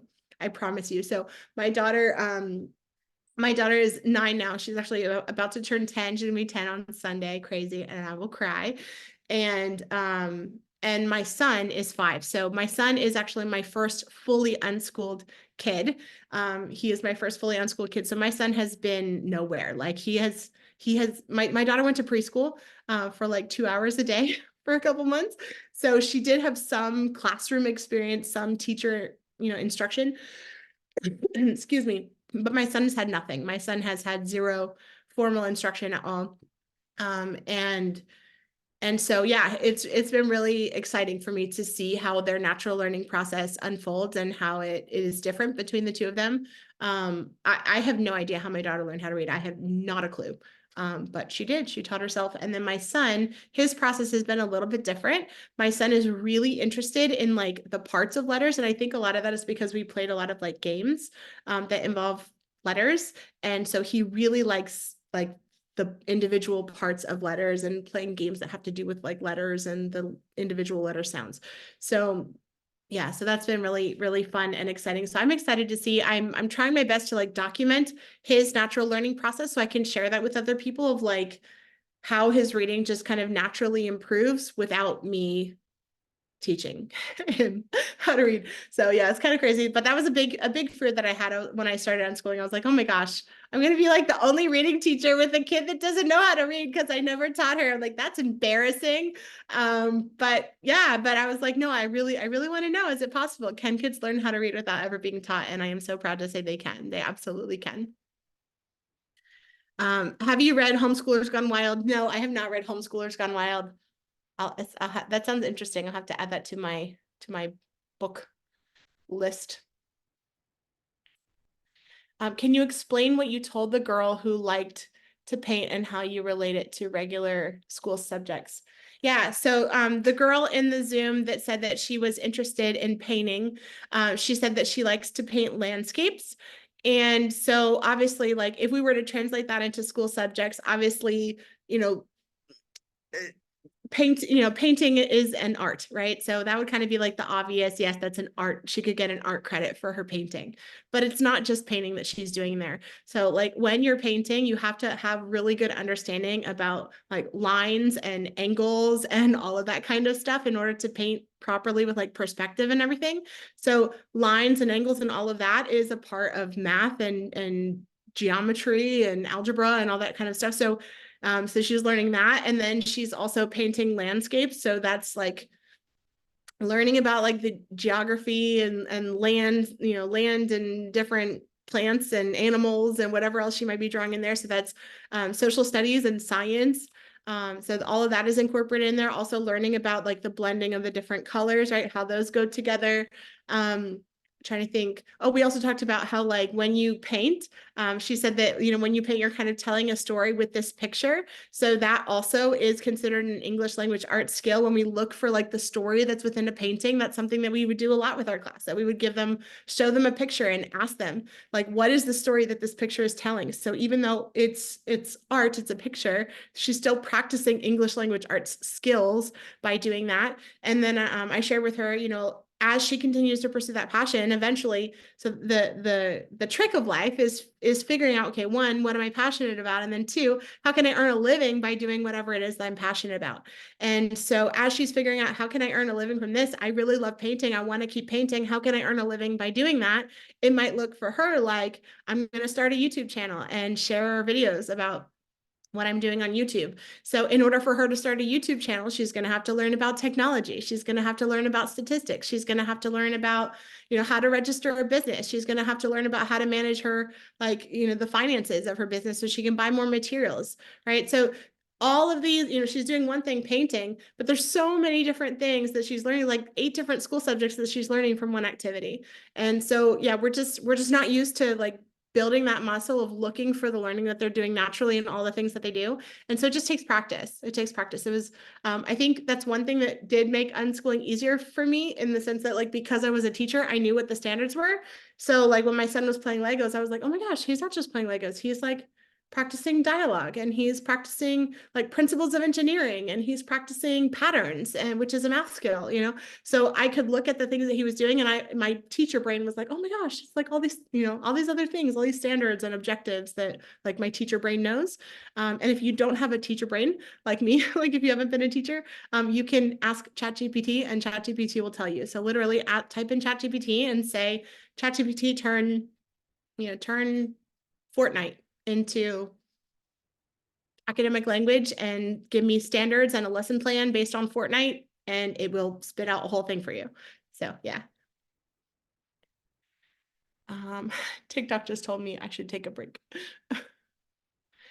¿Cómo se podría hacer homeschooling en California? Ok, para empezar a hacer educación en casa en California, primero tienes que avisar a la escuela que quieres sacar sus hijos y que los quieres dar de baja. Segundo, en California tienes que llenar un formulario en línea, se llama PSA. Entonces, si necesitas ayuda para llenar este formulario, para las familias que están inscritos en PAX Academy, yo les ayudo a llenar ese formulario, y ese formulario lo tienes que llenar cada año, cuando empiezas a hacer educación en casa, y otra vez cada año, empezando el 1 de octubre hasta el 15 de octubre. All right, Sandra said, tengo una hija que no terminó high school, pero ya tiene 21 años. ¿Cómo puede agarrar su diploma?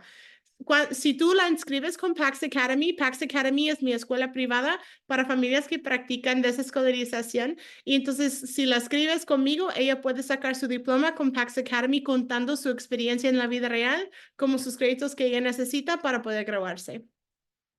It says Georgia requires testing every 3 years. That worries me because I'm not sure what is important to teach. That is a great question too. So I know a lot of different people have different opinions when it comes to testing. I know of people who have just like not done the testing. They just were like, we're not doing it. I know of other families who would do testing like they would order the California Achievement Test, which is like a nationally standardized test, and they would just like work on it with their kids. Like you would work on a homework assignment, and they would work on it with them. You can like, they give you a bunch of different options for testing. Another thing that a lot of states do that have testing, if instead of doing testing, a lot of states will let you do what's called an evaluation. And so you can do an evaluation with me because I have a master's in education. And so you're able to do an evaluation with me, and I will sign off as a certified teacher that I evaluated you and your child is making progress. So there are a lot of states, like for example, North Carolina, South Carolina, like Virginia also, Virginia. So yeah, if that's something, you know, if you live in a state that's like that, you can. That being said, in a lot of states, by simply being enrolled in a private school like Pax Academy, you're not subject to the homeschool laws anymore because you're legally considered enrolled in a private school. So that would be something else that you could look into, as well as seeing what your state's laws say and ask them like, hey, if I enroll in a private school that's out of state, is there anything else that you need from me? Because yeah, we are a legally registered and accredited private school.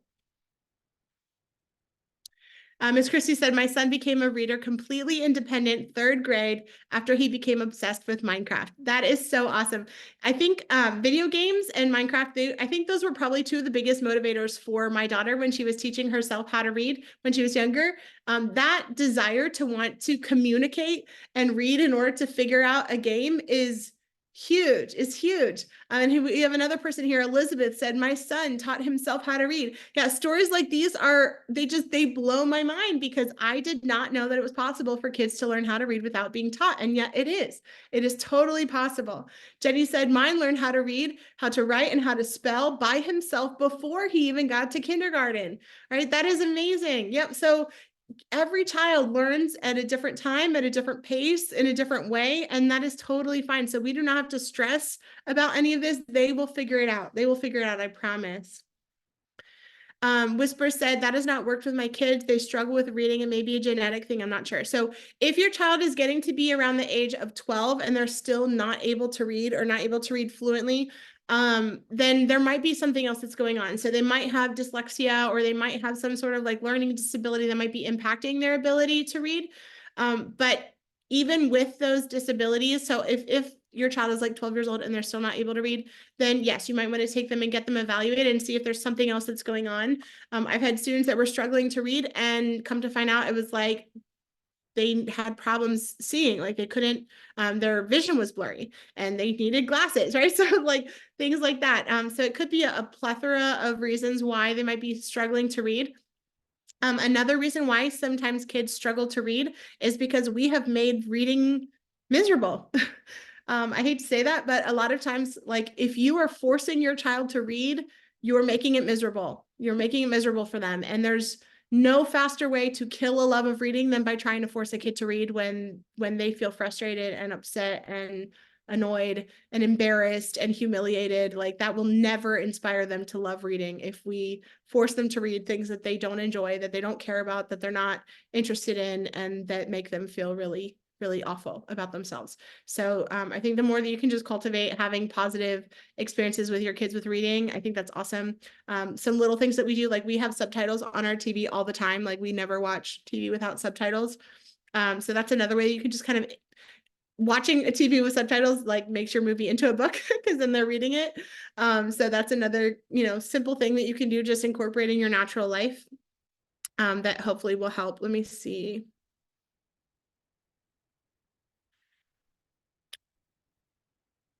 Es fácil en school in Carolina Norte. Sí.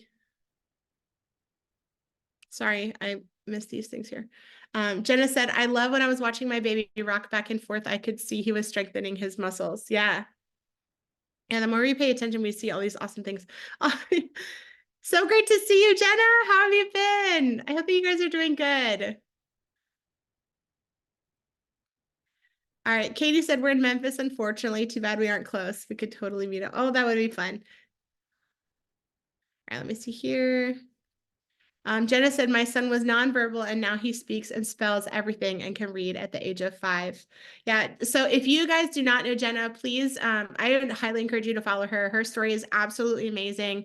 Her son was nonverbal, and she like completely healed him by healing his gut and detoxing and getting rid of like parasites and things like that. And it was this whole big thing. But Jenna has been sharing her story here on TikTok and has been helping thousands and thousands of families to be able to heal their kids who were nonverbal, and had different issues. So yeah, definitely connect with Jenna. All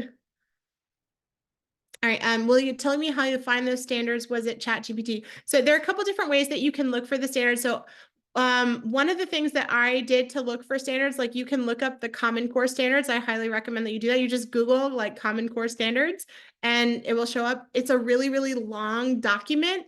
But I think that it's well worth the read. So one of the things that really surprised me when I was reading through the standards, actually when I first started teaching, is that I had started out teaching, I was teaching English in like kindergarten and first grade, like so reading and stuff like that. And then after that, I was teaching English at like a 5th and 6th grade level. And so I asked the 6th grade teacher, like, hey, can you tell me what the curriculum is for English so that I can prepare, for my students. And the lady laughed at me and she was like, it's the same curriculum that they do every year. And I was like, what do you mean? And she was like, English language arts is 8 different things that they learn over and over and over from kindergarten through 12th grade. That's it. There's nothing else in the curriculum. It's 8 things. And I was like, what the heck? That can't be right.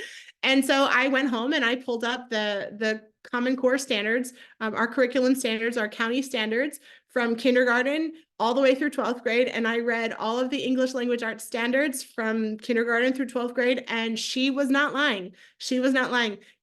Literally, the entire English language arts curriculum is 8 different things that they do over and over and over and over and over from kindergarten through 12th grade. Some of those 8 things are, number 1, main idea and details. So is your child able to tell the main idea of a book or a movie or a story or something that happened in history or their life? The way that you figure out main idea and details and they practice that skills, you ask them questions. Hey, what was that movie about that you watched? Oh, what is that book about that you're reading? Like, ask them to tell you what something is about, and they're going to have to tell you the main idea and the details. Oh, this book is about, X, Y, Z, and then they'll tell you what it's about, right? So yeah, that is one. Another one is text features. So text features is basically being able to look at a text and tell what the book is about and use like the other aspects of a text to help you understand what you're reading. So that is like looking at a picture, right? If there are bullet points, sorry, I thought I saw something in my house. That creeped me out. Yeah, so like looking at like bullet points, trying to think, like headings, if there's stuff that's in bold, if there's subheadings, all of those graphs, charts, all of those things are considered text features. So looking for those text features to help understand what you're reading. Another one is cause and effect, right? So that's an English language arts skill. Anytime that your kids are learning how something causes something else or how something is like the result of something else, that is practicing an English language arts skill. Inferencing, this one is probably the most difficult skill for the students to learn, but inferencing is basically able to infer or kind of to deduct something that is not explicitly stated. So like if you were to say, her boots, like she stomped her boots up the stairs and slammed the door, you would infer that the person was feeling angry, right? So that skill is really, really hard for kids. They typically don't master that skill or practice that skill until like upper elementary.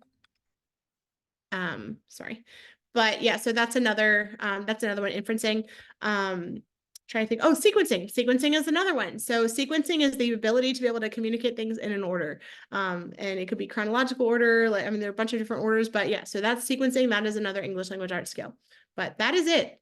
That is the entirety of the English language arts curriculum. Summarizing is another one, being able to summarize something. That's all kids do from kindergarten through 12th grade. 8 things over and over and over. All right, someone said, my now 11-year-old had no desire to read until our local library got the Bad Guys series. Yeah, it's so funny. Like there will be one thing that will just kind of like spark that interest, and they will like never have an interest in it until they do and they find what they love. Some people are like, oh, my kid hates reading or my kid hates writing. I'm like, that's not true. Nobody hates reading. Nobody hates writing. And the thing is, they just haven't figured out what they enjoy reading or what they enjoy writing about, right? So that's the trick, is helping them figure it out. All right, Whisper said, I've never forced them. We get a lot of hate for them not being at the same levels of others. I'm really sorry that your kids are getting hate from being compared to other people. That sucks. I'm really, really sorry that they did that. And maybe you can find a new, I don't know if you can, but find a new community to be around that's not going to treat your kids that way.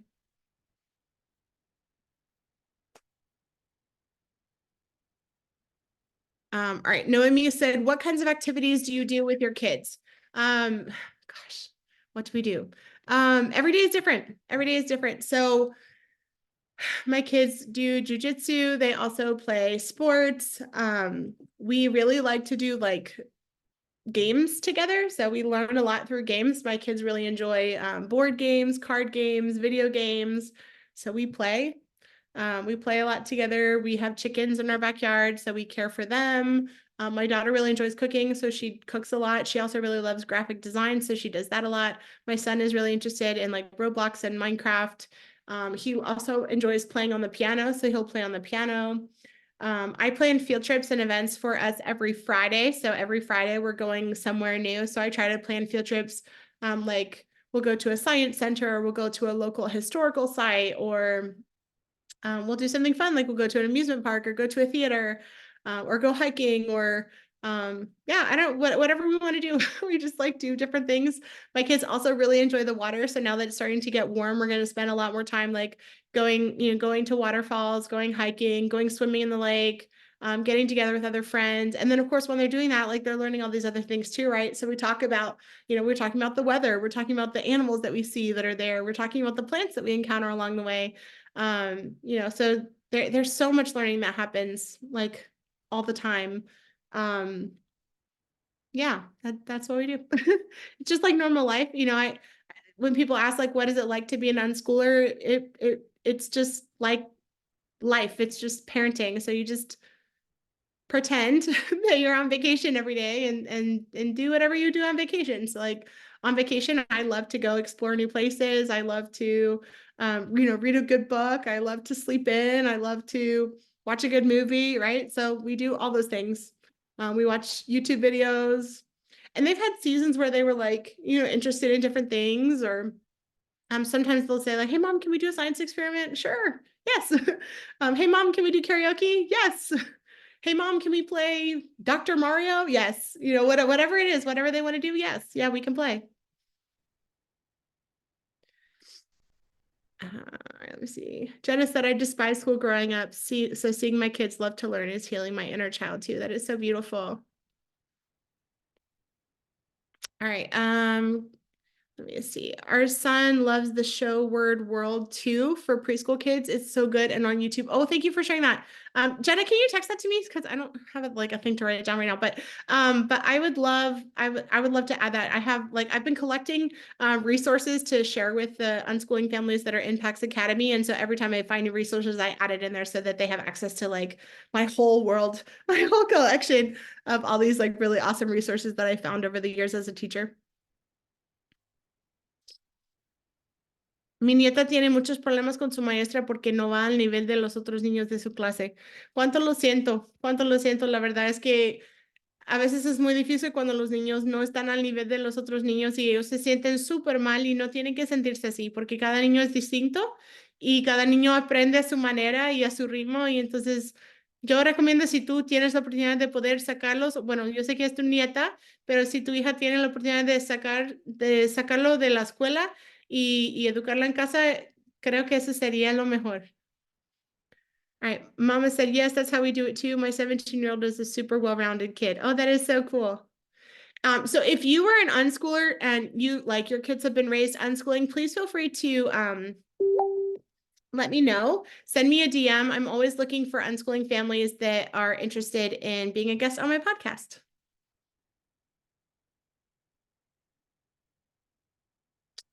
All right. She said we went to the aquarium and people were amazed that we were able to stay for 6 hours. Yeah.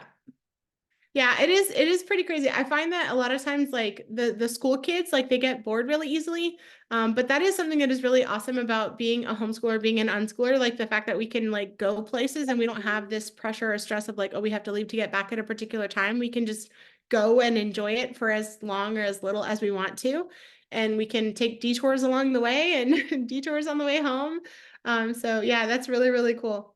I love that. And even just being able to be outside too. Like the fact that, my kids can go outside and play as long as they want to, and they're not, confined to this classroom building all day, every day with the same kids at the same age all day, every day. They can just be like, they can play outside for hours and hours and hours. It's really special. Mama T said, who can carry on convos with people of all ages and frequently schools his public school honors girlfriend and lots of things. That's awesome. Tengo la custodia, mi hija murió y sí estoy considerando sacarlo. Está muy frustrada con esta maestra. Cuánto lo siento que su hija se murió, la verdad lo siento mucho. Sí, sí, no sé si estás en nuestro grupo de WhatsApp. Tengo un grupo de WhatsApp para familias que hablan español y si puedes hacer clic en mi link de perfil y hasta abajo vas a ver nuestro link del grupo de WhatsApp y te puedes meter allá y entonces allá yo puedo ayudarte más y tenemos un montón de otras mamás que están en el grupo que pueden ayudarte a hacer esta transición de la escuela a la casa. Y si la puedes sacar, sería lo mejor. Alright. Se podría hacer homeschooling para un niño con autismo 7 grado y qué pasaría con los therapies. Ok, si tienes un niño que tiene necesidades especiales, quiero que sepas que lo mejor el mejor ambiente donde tus hijos pueden aprender es en la casa contigo. Yo trabajé como una maestra de educación especial y no te imaginarías todas las cosas que pasan dentro de una escuela, especialmente con los niños que tienen necesidades especiales, especialmente los que no pueden hablar. Cosas terribles pasan con los niños que tienen autismo. No es un lugar seguro para que los niños estén en un ambiente así en una escuela porque los maestros no pueden estar pendientes de todas las cosas que pasan y muchos de esos niños pasan por cosas súper feas, pasan por cosas terribles dentro de una escuela y no es necesario que ningún niño pasa por esas cosas. Cuando se trata de las terapias que ellos tienen, ellos pueden, en algunos estados, ellos todavía pueden seguir recibiendo esas terapias en la escuela. Pero también, si no quieres tener terapias dentro de la escuela, claro, tienes el derecho de pedir esas terapias fuera de la escuela. Y de hecho, puedes tener a terapistas que hasta llegan a tu casa a hacerle terapias en tu casa. Así que sí es posible que tú puedes educar a tus niños, sacarlos de la escuela pública y ellos todavía pueden recibir y seguir recibiendo servicios con sus terapias y todo. No tiene que estar dentro de una escuela tóxica para recibir terapias. Let me see. So I said, I love how you seamlessly go between English and Spanish. As someone who isn't bilingual, it's so beautiful. Oh, thank you so much for saying that. That is so kind. That is so kind. Someone said, gracias, eso voy a hacer también. Tengo a su hermano que va en kinder. Ay, qué bueno, qué bueno. Sí, aceptamos a niños desde 5 años hasta adultos. Así que también si quieren inscribirse con Pax Academy, estarían muy bienvenidos. Jenna said, have you seen the calm down corners? That's really helped my son with emotional processing. Yeah, calm down corners are really, really, really helpful. I created one for my daughter when we lived in Georgia. The calm down corner was really, really helpful for her. It actually was helpful for me too in teaching strategies on how I can just like process my emotions in a healthy way. Being a parent is so sanctifying, you know, like so much of parenting is healing my own inner child, as you mentioned, Jenna, and just healing from my own trauma that I've been through in my life and reparenting myself in a way that I wish that I would have been parented. Not that my parents were bad. Like, I think my parents were amazing. Like, I think they did the best that they could with what they knew at the time. They really did try their best. But there's so many things that my parents did and choices that they made that I really wish that I could do them differently with my daughter. And so yeah, that's really challenging. Carla said, yo estoy dentro de Pax Academy, te invito a que te unas a nuestro grupo de WhatsApp. Sí, gracias Carla por mencionar esto. Sí, tenemos un grupo de WhatsApp. Si te quieres meter al grupo de WhatsApp, simplemente tienes que hacer clic en mi link de perfil y hasta abajo vas a ver el link de WhatsApp. Ahí tengo un grupo en español y otro grupo en inglés también. How much does it cost to enroll in Pax Academy? So Pax Academy is a registered and accredited private school for unschoolers. It costs $350 per school year. So that would mean that if you're enrolling currently for the school year, it'd be $350. Right now, we're actually offering a special that is only $600 for a family of up to 3 people if you enroll now. So yeah, I highly recommend especially if you have more than one kid, you definitely want to take advantage of getting the family discount and being able to enroll with the 600 discount. All right.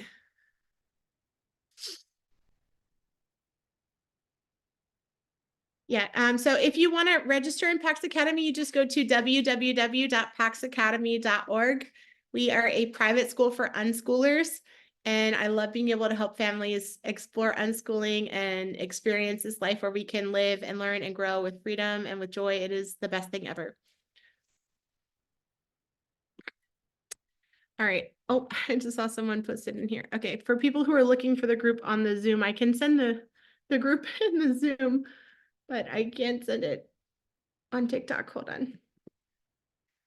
All right. Any other questions about unschooling? Any other questions?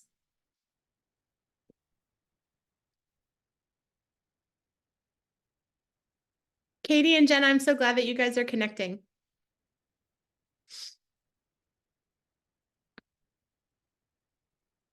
¿Podemos join en los dos grupos? Claro, claro que sí. Sí, los grupos son gratis, así que pueden meterse al grupo de inglés y también al grupo de español.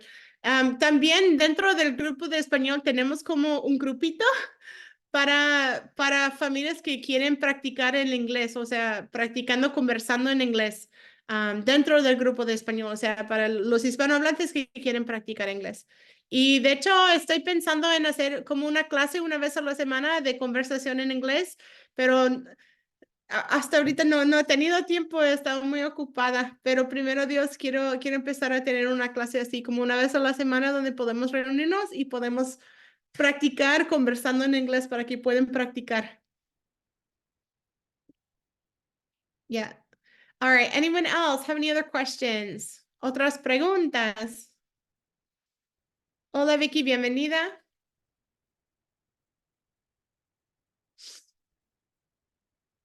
All right. It looks like the chat is quieting down. All right. So if there are no other questions, I'm going to go ahead and stop the recording.